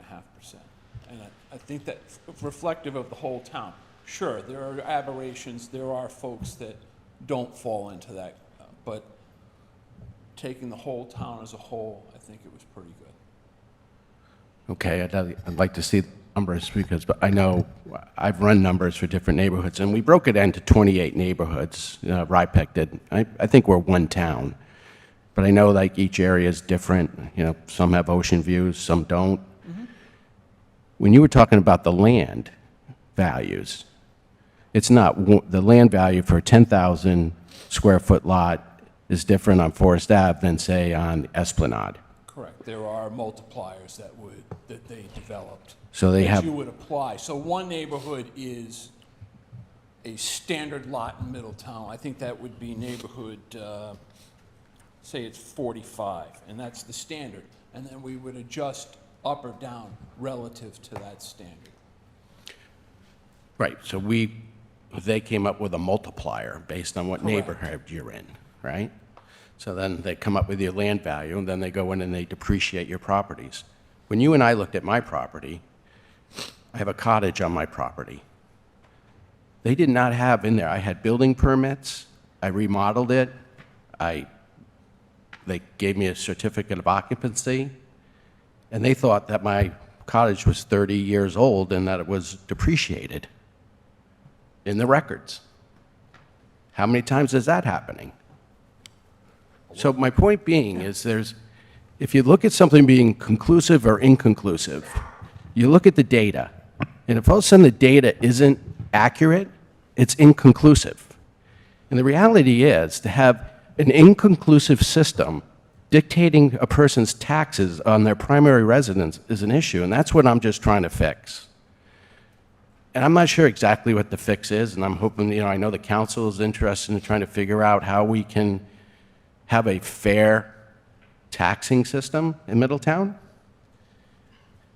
In this document from RIPEC, a sound tax policy, principles of a sound tax policy, simplicity. That didn't seem simple. That was not simple to understand. Transparency. But the one that I really I focus on is stability. Taxes should be predictable, and lawmakers should avoid enacting temporary tax laws, including tax holidays and the ministries. Why? People who come to me say, Dennis, I have no idea what my taxes are going to be. That, to me, is the biggest problem, because we're paying taxes every 3 years because we do a reassessment, and a lot of it's based on who moves in next door. My neighbor bought a house. It was for $500,000, knocked it down, and then they built a house that probably, if they put it on the market, would be worth $2.2, $2.4 million. That would be the fair market value. But they're taxed on 1.1, 1.2. I mean, that's not even predictable. Is that not favorable to the property owner? It's not fair to the other people in the neighborhood. The value of the market value, you said if it's based on sales value, it should be a little higher, I would think. It's brand new. So my point being is, we got to find something to make it a little bit more predictable and a little bit more tied to what the town needs and not so much tied to who's moving into the neighborhood and who's building what in the neighborhood, because there's a lot of pieces to the puzzle that I don't think are consistent, accurate, and I go back to 40% of the homes we never even go in. So we really don't know what they have in their homes. So, and I really don't care, to be honest with you, if we were able to say, hey, you can take your home, and if you don't make any major changes to it, you can fix it up, you can put in an extra bathroom. I don't care, really. Do what you're going to want to do. Come get a building permit. We can help make sure it's done right, and we're not going to tax you. That's what I'd like to see. I think it creates jobs, and it encourages people to do the right thing. So I'm just looking for predictability and trying to make it a little bit more convenient, because if you could share with the town, you have the color chart in here. Can you share a little bit in regards to the percentage increases that some of these neighborhoods went up in 3 years? So could I just ask where we're going with this? Well, I'm just going... Because we got, and I understand, and it's been a while, but I just want to make sure we're Yeah, going no, to get that- to a conclusion. Yeah, I just wanted to point out some things that, this has been out, I've asked for this for a while. Yeah. Okay? And we did talk about scheduling a special meeting We to need discuss to, this. we need to, yep. So I'm just pointing out to the council, asking George to share with us, and to the public, about how people's taxes are calculated, because that's what they asked me. And I looked into it, and I was hoping Vision Appraisal would be here to, didn't want to put George on the spot, but have Vision here to explain how they go about it. And so appreciate your time. When, just not to cut you off, but when are we going to have this meeting? As soon as we can, maybe when Vision gives us, when they're going to be I mean, available. Are we under contract with Vision, or do we only contract for the, They're not contracted for special meetings. okay. All right. So, I mean, if we're going to have a meeting, we're going to have a meeting. Okay? So it's not going away, and you're not going to let it go away, which I understand, so let's talk about it at some point, but it has to be at a different meeting, That's fine. okay? So if, Wendy, we could shoot some dates tomorrow to the counselors, we can get a meeting, and we can get this thing on the table, and we can decide either we want to go forward with it or we don't. Okay? Fair enough? And we're open to other ideas. It's not just a workshop about Model 3 of the RIPE. Yeah, whatever it is, because maybe that's not the answer, who Right. knows? I'm not, and again, it may not be the right Okay. answer, but Okay. I just want to make sure we're giving you the time that you want for your issue that you have on the table, sure. okay? Mrs. Sanos, Thank you, sir. Are we also requesting that Vision Appraisal attend this meeting? we can't make them, we can ask them to come down? We can ask them, but they're not our contractor anymore. They're under contract to assist in defending any appeals that come in the door, but Who is under our contract then? what's that? Who is under our contract? We're not doing a reval, so nobody. Oh, okay, I So, understand you. so again, they've completed their work, with the exception of defending any or answering questions for appeals. We go back out to bid and, Okay. Thank you. the next. George, thank you for doing a stellar job at explaining that process. You're welcome. So we have a motion, a second to receive, all in favor? Aye. Anybody opposed? Number 33, memorandum of town administrator and tax assessor. You're a busy guy tonight, George, in reference to residential tiered tax. Motion to receive said memorandum. Second? Motion is second to receive, all in favor? Aye. Aye. Mr. Brown? Yes, so some time ago, and I apologize for the time it's taken, I was asked, and George was asked, to look at the possibility or what it would look like if the town implemented a tiered residential tax program. Essentially, what that would represent is a program where once assessments and exemptions have been applied to properties, we would split the tax rate between commercial property and residential property, and then we would further split the residential tax rate so that a person who owned a property and resided in town would have one tax rate, and someone who owned the property but did not reside at the property, wasn't a town resident, would pay a different rate, which would be higher. Originally, I think there was a thought process that this would create an additional revenue stream for the town, but under the Rhode Island statutes, it wouldn't. You would still be under the 4% cap that we operate with now. So whatever revenue gets generated would be within the same property tax cap. George and I have spent a lot of time looking at this, and it's really, so the interesting thing about it is, and this is where we ran into issues prior with the homestead exemption, is that this program would not impact the commercial tax rate. The commercial tax rate would be calculated before we split the residential tax, so it wouldn't have that negative effect on the commercial ratepayer. What we did is we worked with the planner to estimate the number of people that would be eligible for this, and the way we did that is we basically went through and started matching up billing addresses with property addresses, as well as looking at voter records. Rita helped us go through the different databases we had.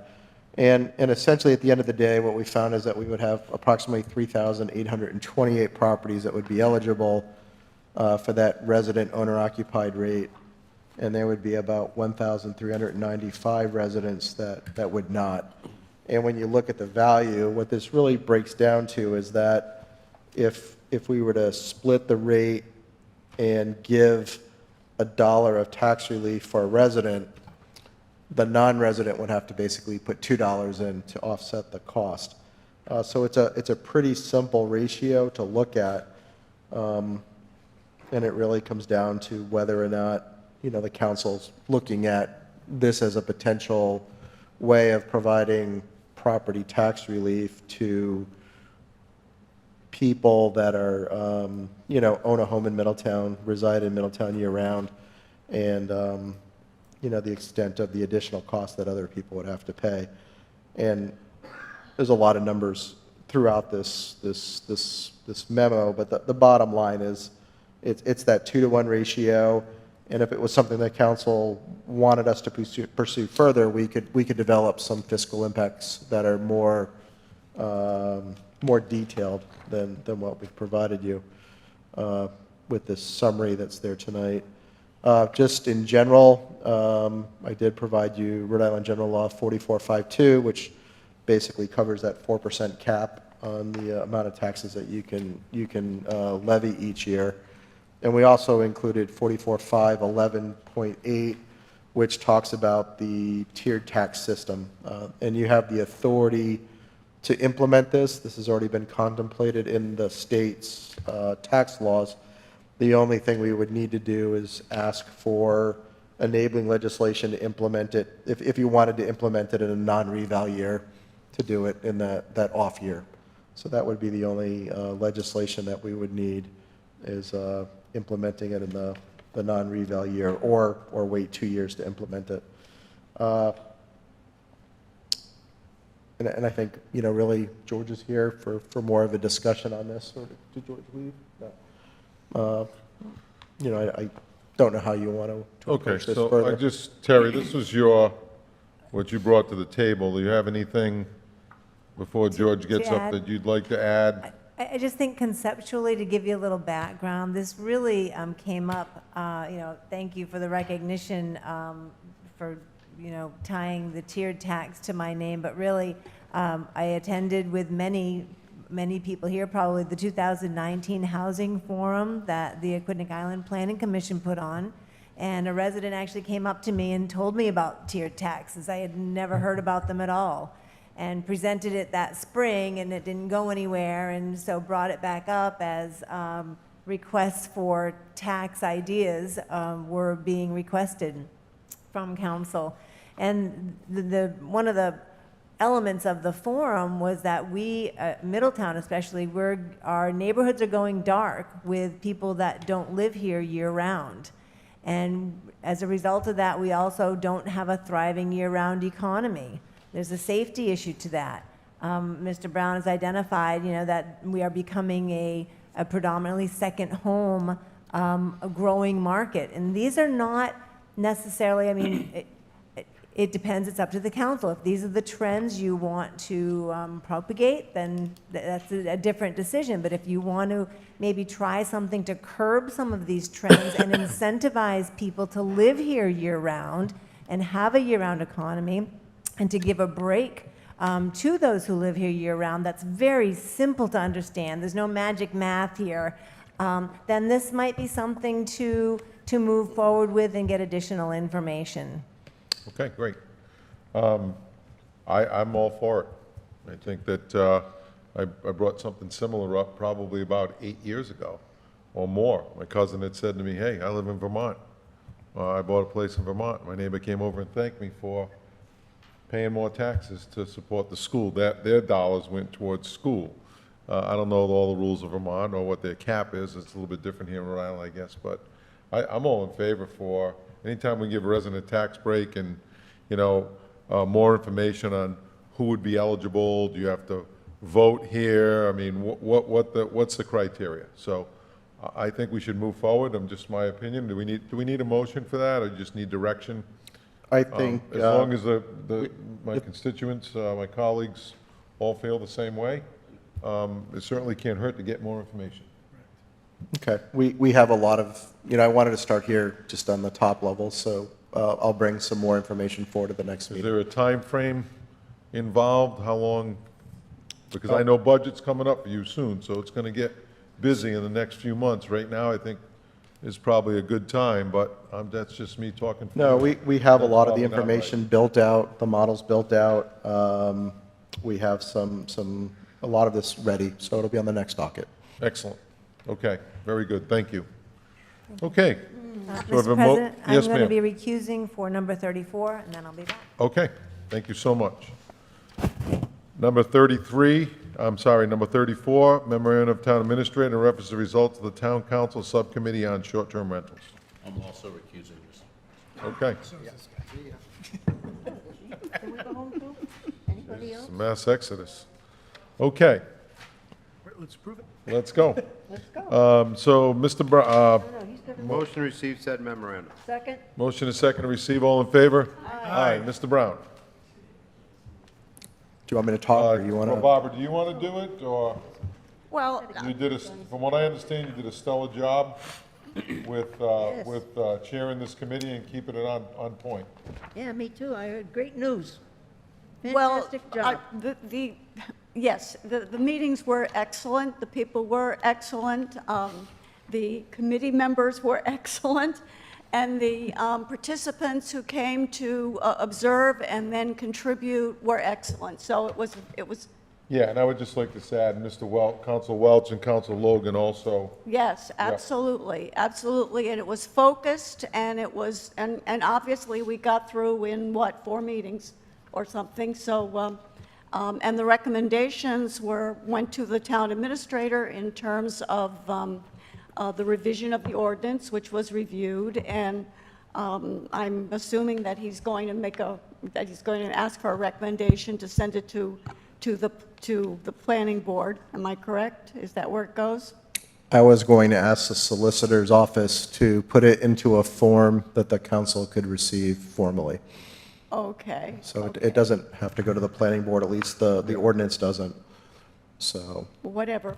So, you take over. You do it better than I Okay. do anyway. Just, I was banking on Marissa being here, just some highlights, and Mrs. Von Villis and Councilor Welch and Councilor Logan were very organized for all of the meetings, so it was a very easy committee to work with, and Matt Shealy did a great job in putting all of the information on the website, which I think because we still had a very diverse group of people that were interested in both sides of the issue. But just some of the highlights in what would be in the final draft of the ordinance. The first is that the administrator or the registrar of the program would be the building official zoning enforcement office, not the clerk's office. And we saw that as an opportunity to clean up the administration, basically eliminating a whole layer of administration and taking an office out of the dialogue. The definition of short-term rental, rather than using 6 months, the committee's recommended reducing that to 31 days. So that's also a clarification that we believe will make the ordinance easier to administer. The next area that was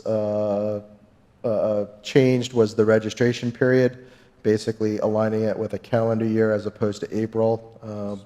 That would make it a lot easier for not only the operators but the staff to get the inspections done. The definition of parking was cleaned up as far as off-street parking and parking on lawns.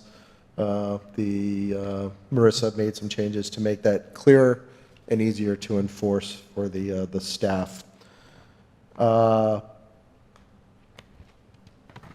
There was a discussion, and actually Chris Logan was a big part of this, about the information that we collect from renters. And upon inspection, we found out that we were requiring the operators to collect a lot of information, which we didn't use, but created a lot of liability for everybody involved as far as maintaining personally identifiable information. So there was a cleanup of that information, which really, I think, it was unnecessary on the town's part, and it created a real issue for people that operate the short-term rentals.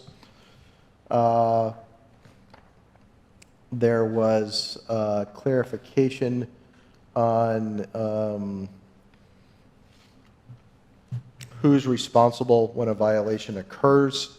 There was discussion, quite a bit of discussion with Marissa about that. That language was cleaned up. And I think those are really the major areas that were addressed during the different meetings. I would say that the committee took written input from the Muster Group, the Strom Group. Those issues were discussed publicly, voted on publicly, and all of those inputs from the community were considered before the final recommendation was put together. So. Again, I have some memos beyond this that also came from the committee, but as far as amending the ordinance, they're reflected in the document that's in the docket, and really we'll have Marissa put it in the format that's acceptable for the clerk and put it on the docket for a hearing. Okay. Perfect. If I could just say something about the meetings the meeting particularly. I was thinking of the one where all of the department heads came in and they contributed to what issues that they had and what concerns and so forth. And then what happened, and then of course the public also contributed notes at the very end. And then from that, the next agenda was developed, because what we did was we collected all of the stuff that had been said by the department heads and everything that was said by or contributed by the different participants, and then the next meeting focused on those things. So it was, I thought, a very collaborative kind of meeting, or in general, just this worked very well. Excellent. Okay, so these next docket items is going to be the same thing? I'll go through them very quickly, but they're recommendations that came out of the committee, but Yes. they're not. But they're going to be put in the same form Yes. of the ordinance by Marissa? Yes. And when will they be available for review? For first reading, second reading? Well, some of them immediately, and there's one that's going to go to the planning board. Okay. Well, if I can go through each one of them. So, okay, let's go through each one of them. Sure. And because I was wondering why they were separate, but now I know. Because they'll end up in different places or different time frames for each one Yep. of them, I guess, so. Okay, so, thank you for that, and let's move on to Number 35, memorandum of town administrator in reference to short-term rental issues, trash violations. Motion to receive said memorandum. Second? All in favor? Aye. Mr. Brown? A lot of discussion about trash with the committee.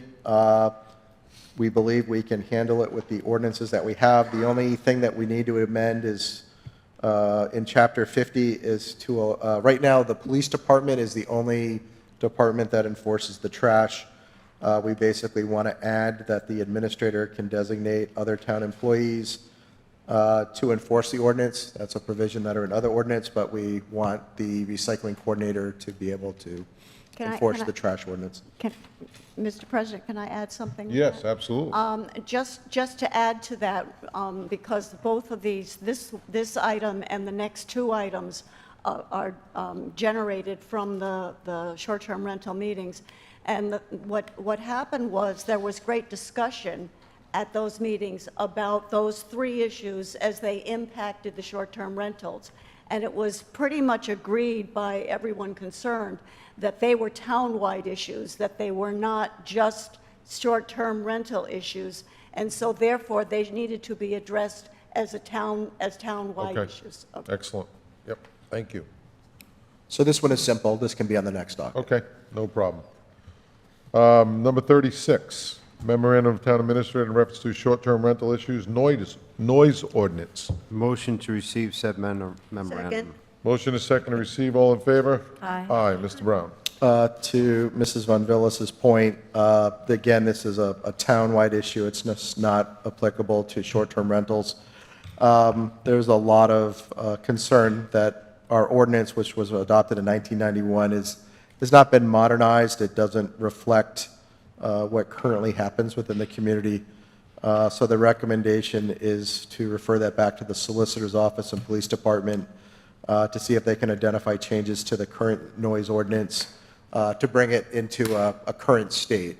And I think that's also something we've discussed in this room where I think there's a level of dissatisfaction that, it's, well, the police show up at this point off the property, they take a measurement, and that's the extent of how the noise ordinance works. So I think having this ordinance reviewed with recommendations coming back to the council makes the most sense, and that was the opinion also of the committee.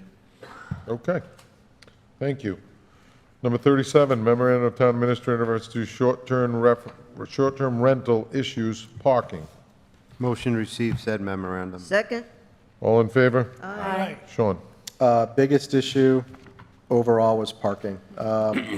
And again, this turned into another discussion of whether parking should be an issue that only applies to short-term rentals or should apply across the community. And it basically comes back to what constitutes a parking space, where should the parking space be located, how much lot coverage should there be. So this is a matter that actually would be referred back to the planning board for some sort of regulation to be developed. This is actually something that the planning board worked on within the last 10 years. So it's that 10-year cycle. So, but the committee did recommend that this go back and be something that can be better defined. What kind of materials should be, does a parking space, should a parking space be constructed out of? So I would ask if the council could refer that back to the planning board for consideration. Okay. So, Councilor Toronto. I know that, thank you, Mr. President. I know, we talked about this parking, and there were some people who been in Middletown for a period of time, and they have children, and next thing you know, they have 4 cars. And they're living in an area where they only have 2-car parking, so they just kind of pull up on the side of their house and park. Is this across the town parking for residents as well, or is this just for renting? The recommendation from the committee was it was a regulation that would apply across the town. Because I remember during that conversation, we were talking with the police and everything, saying, well, just use kind of common sense. If they live there for a period of time, they got 4 children, we don't want them paving their whole front lawn so that they can put 4 cars there. That's going to defeat the rain and the runoff and stuff. So did the subcommittee have any comments on that? I hate to admit this, but when my kids were in high school, or I guess after, some of them were in, some were out, we actually had 7 cars parked on my property. And we can only have a 2-car driveway, or maybe 3. So what's the thought on that? But that was some time ago. I mean, obviously, that, and we did talk about at the committee, we did talk about, for example, if somebody had a party, and, we had talked about that particularly, that, you have July 4th party and your family all comes. Where are you going to put the cars? You're going to put them all in the street? You're going to put them on the grass? And that was a question about the grass. So I don't think it's an easy thing to solve, but it's something that we were not going to be able to solve, that it did have to be addressed in a generic kind of way as it applied to the town. And just to add on to that, it was about equitable enforcement across the town, right? Because if you looked at a short-term rental, the way that it was defined before, it was 6 months or less. Well, those are salve rentals most of the time, right? And they're allowed to park on the grass because it's a longer period. It just didn't make sense, and it wasn't an item that we wanted to tackle as a subcommittee. It really needs to go back to planning so that it conforms with our plans as a town to make sure that it's equitable across the board. Yeah. Yeah.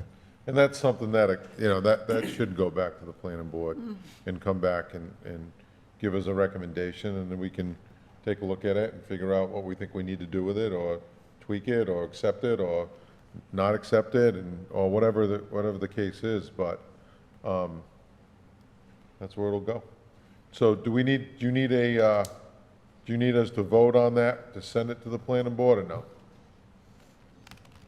Wendy will send it without a vote. Okay. It's a first. Excellent. Very good, thank you. Number 38, memorandum of town administrator in reference to, and before I go to 38, I want to thank the committee. That's not an easy, that's a hot potato. You guys did a great job, and good, and listen, when there's issues arise, and people get together and they talk through it respectfully and civilly, with civility, a lot can be accomplished, and I think we're heading in that direction. Yes. So, and you smile when I say civility, Yes, because I you know where I'm going, and I did that intentionally. Okay. Thank you. Number 38, memorandum of town administrator in reference to the night report on Middletown Community Assessment. Motion to receive said memorandum. Second? Motion is second to receive. All in favor? Aye. Yes. So, Dennis, you good with that? November 1st? We're I going to am. do. But I had one question. I Yes, forgot to go ask right ahead, Peter Council Toronto. On the last item, and then I'm fine moving it forward. Peter, you and I spoke about the resolution. I know you were working on that. Any update on that? I will have something for you to review in the next couple of days. Okay, great. Resolution on what, Dennis? We, as a council, wanted to put a resolution together in regards to the actual outreach program and our Oh, okay, commitment that's to the right, yeah. schools and that. Okay. Yep. It actually tied well to a state document that we Yeah. received. So I had prepared So- a draft at Dennis's request, and then the state issued some guidance with regard to similar programs. Okay. That now we're incorporating into that, and the idea is to bring that to the council, and then if the council Okay. is in favor, bring it to the school committee as well. Very good. Thank you. Thank you. So November 1st, we're on, right? And is she going to be able to attend? She will. Mary Claire? Mm-hmm. Okay. Excellent. Hell of a time. Number 39, and this is the one we've all been looking for.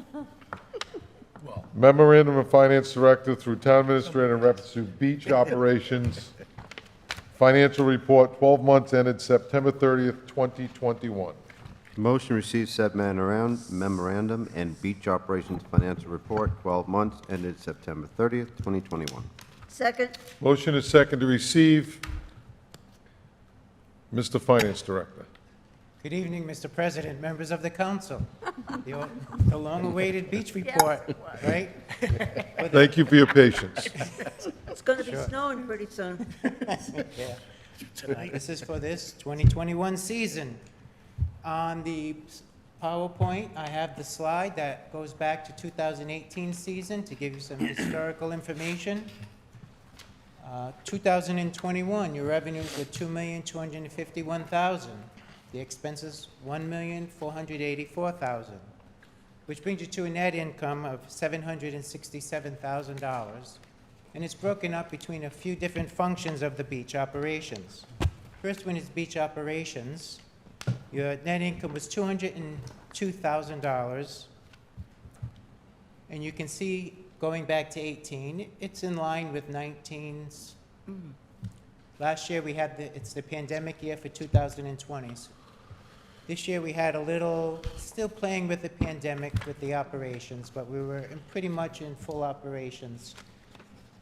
The harbor master for this year lost $7,000, and the campground, a net income of $157,000, for total beach operations of $352,000, or 15.62% profit margin. Part of the revenue is for your capital replenishment fund or reserve. That had gained another $415,000. So that does total the $767,000 income. The total so far for your fund balance for the capital replenishment is $1,760,000. Okay. In the packet, you have the detail for the financials, and you also have reports from the various people who are running the beach operations. Thank you, Mark. You're welcome. Mr. Brown? I just want to say it was a great season from my standpoint. For the second year in a row, we've been able to operate the parking lots in a manner that residents have not waited to go to the beach, which makes a huge difference, I think, in the kind of feedback we get from our residents. It was not a great year weather-wise, and the fact that we were able to get to almost the 2019 level of revenue while operating under the new model is, I think, really an accomplishment. So I do want to thank the staff for that. But I think it was a phenomenal beach season. And like I said, I think we've made a real difference in recognizing what the residents expect, you know, from living here, and they want to go to the beach. They don't want to wait in a line. So I think over the last years, we've really accomplished that. So, Mrs. Santos? Thank you, sir. Mr. Brown, I'd like to thank you for the special sticker that the council was awarded. What I use that for, I go periodically and check the parking lots, especially the boat ramp. I like to see two people, not one young lady there by herself. The majority of the time, there were two persons there. The Navy lot, majority of the time there were two people, but a lot of times there was just one young lady. And I also went to the regular parking lot, and the young people, the gate attendants, they were always very pleasant, very polite. They all were. We've got a bunch of young people who are working down there that really, really were great. And they were always respectful of not only me, but I watched how they handled the people coming in, and they were always polite and always smiling. That's it. Okay, thank you. I have one question for him, too. Council Toronto? I just thought it was really neat that we had the apparel down there, the Statues Beach sweatshirts, and I know that was a vendor down there that was running that, but I understand we got some royalties off of the sales? That's correct. It was part of the new Part of the concession. contract, beach contract, yeah. What was the revenue on that? Do you know About offhand? 86,000. 86,000? No, not from the Sweatshirt. the sweatshirts. That's the contract for the beach, for the concessionaire. Is that correct? Not correct. We had 10% of the 86,000. Okay. And that was the apparel sales and things? Yeah. Okay, very good. Okay. So, a couple things, Sean, that I'd like to see. We saw how many full-time employees there were, but there was no part-time employees listed. I was looking for, unless I missed it, unless I was looking for a total number of employees. You know, you always look at the expense side of it, Because, you know, you make 1 point, or 2 million bucks or close to that, whatever it is, 1.9, 1.8, and, you know, just the beach side of it, and you walk away with 202,000, I would expect a little bit more.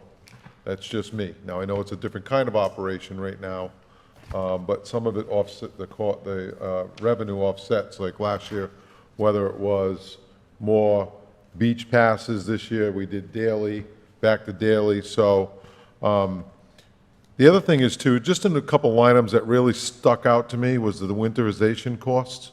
Some of those tripled and quadrupled. So in the beach, we did a lot of painting in the buildings this year. So that was part of what was in the preparation and winterization. Okay. Yep. All right. Well, that makes me feel a little bit better. And Sean, one last question, the improvements to the campground, that, the recommendations that when they met with the folks down there, where is that, when will that happen? And, where would that money, would it come from the capital, from the beach? Yeah, it would come from the capital fund. So actually, Warren is already working on getting a price for repaving getting the paving done before the end of the fall. That's good. So we're already looking at, we had the meeting with the campers. That was one of the main things that they brought up is it was asphalt, and then at some point, I don't know when we did it, they put on the chip seal with the oil. So it's really not the best surface. So we're looking at peeling that up and repaving it before this winter. Then they want to see the old paths and spaces lined out again. So we're already on top of that. And then once we have a price for that, probably in the next couple days, we'll start looking at the request they had for the buildings, which was mostly having more showers for women and the washing machines, trying to figure out how we can make that work. I have a question. And we have enough our electrical service down there. I know they talked about maybe going to 50 amp, I think it was. Will that suffice, what we're trying to do? Or should we look at maybe tying that in together? I don't know. That's a bigger project because there's the power just even down to the beach building is sort of dirty, so we've got to look at that. Okay. But that's on our list. Okay. Yep. Yeah. And one last thing, yes, I'll be right with you, Dennis. Yep. One last thing is that, based on tonight's presentation by Janet, if I look at it and say, okay, if we're putting away roughly, just conservatively $400,000 a year towards that extra $5 going towards strictly capital, in 10 years, you're talking, $4 million, whatever it is, right? So, if her presentation, her facts are accurate, which I don't see why they're not, I mean, there might be some variation as far as time goes, we're gonna need that fund to do what we need to do to keep that beach the crown jewel. I know that I had a discussion with the Beach Commission chairperson a couple of weeks ago, and they were talking about potentially starting to talk about maybe another beach building. And I said, look, I'm one counselor, but we have a lot coming down the pike dollar-wise for the town, whether it's affordable housing, whether it's, other things going on in the town, and the beach is the jewel, I get it. But we can only do so much at once. So this fund was actually developed for these types of things, so. I think Mark has We just need to make sure that we keep a close eye on that. the balance of that fund now Yeah, is. $1,700,000. Yeah, it's 1.7. Yeah. 1,759,000. Yeah, and Mark, because I had seen the article about Narragansett was looking at increasing their beach fees, and I think they have a reserve of 4.2 million. They've been at it a lot longer than we have. So I had said to Mark, it's a really good thing the town has made this decision to set aside the money. It's only been a few years, but we've saved quite a bit, so. Council Toronto, 30 seconds before it's 10:30. The showers and for the drainage and things, I know at the meeting, they were talking about, they put showers in, we've got to do something with the water. And there's a sewer line in there. Are we looking to tie that into the drain system there, or is? That would be Just tied into before we the sewer put- system. Yeah, there's a pump station, and it would get pumped down. Yeah, before we put all the, if you're going to put a new, paving in there, is that something we're looking at, digging a line to that? Is that already tied in? That's already tied, that's already tied in for So the shower? 25, 30 New years ago. showers would just tie right into that? Exactly. Yeah, Oh, okay. yeah, they would tie it internally inside, or if it's an outside shower, externally to the line, but the line's already there. Okay, good. Yeah, yeah, Mrs. Santos.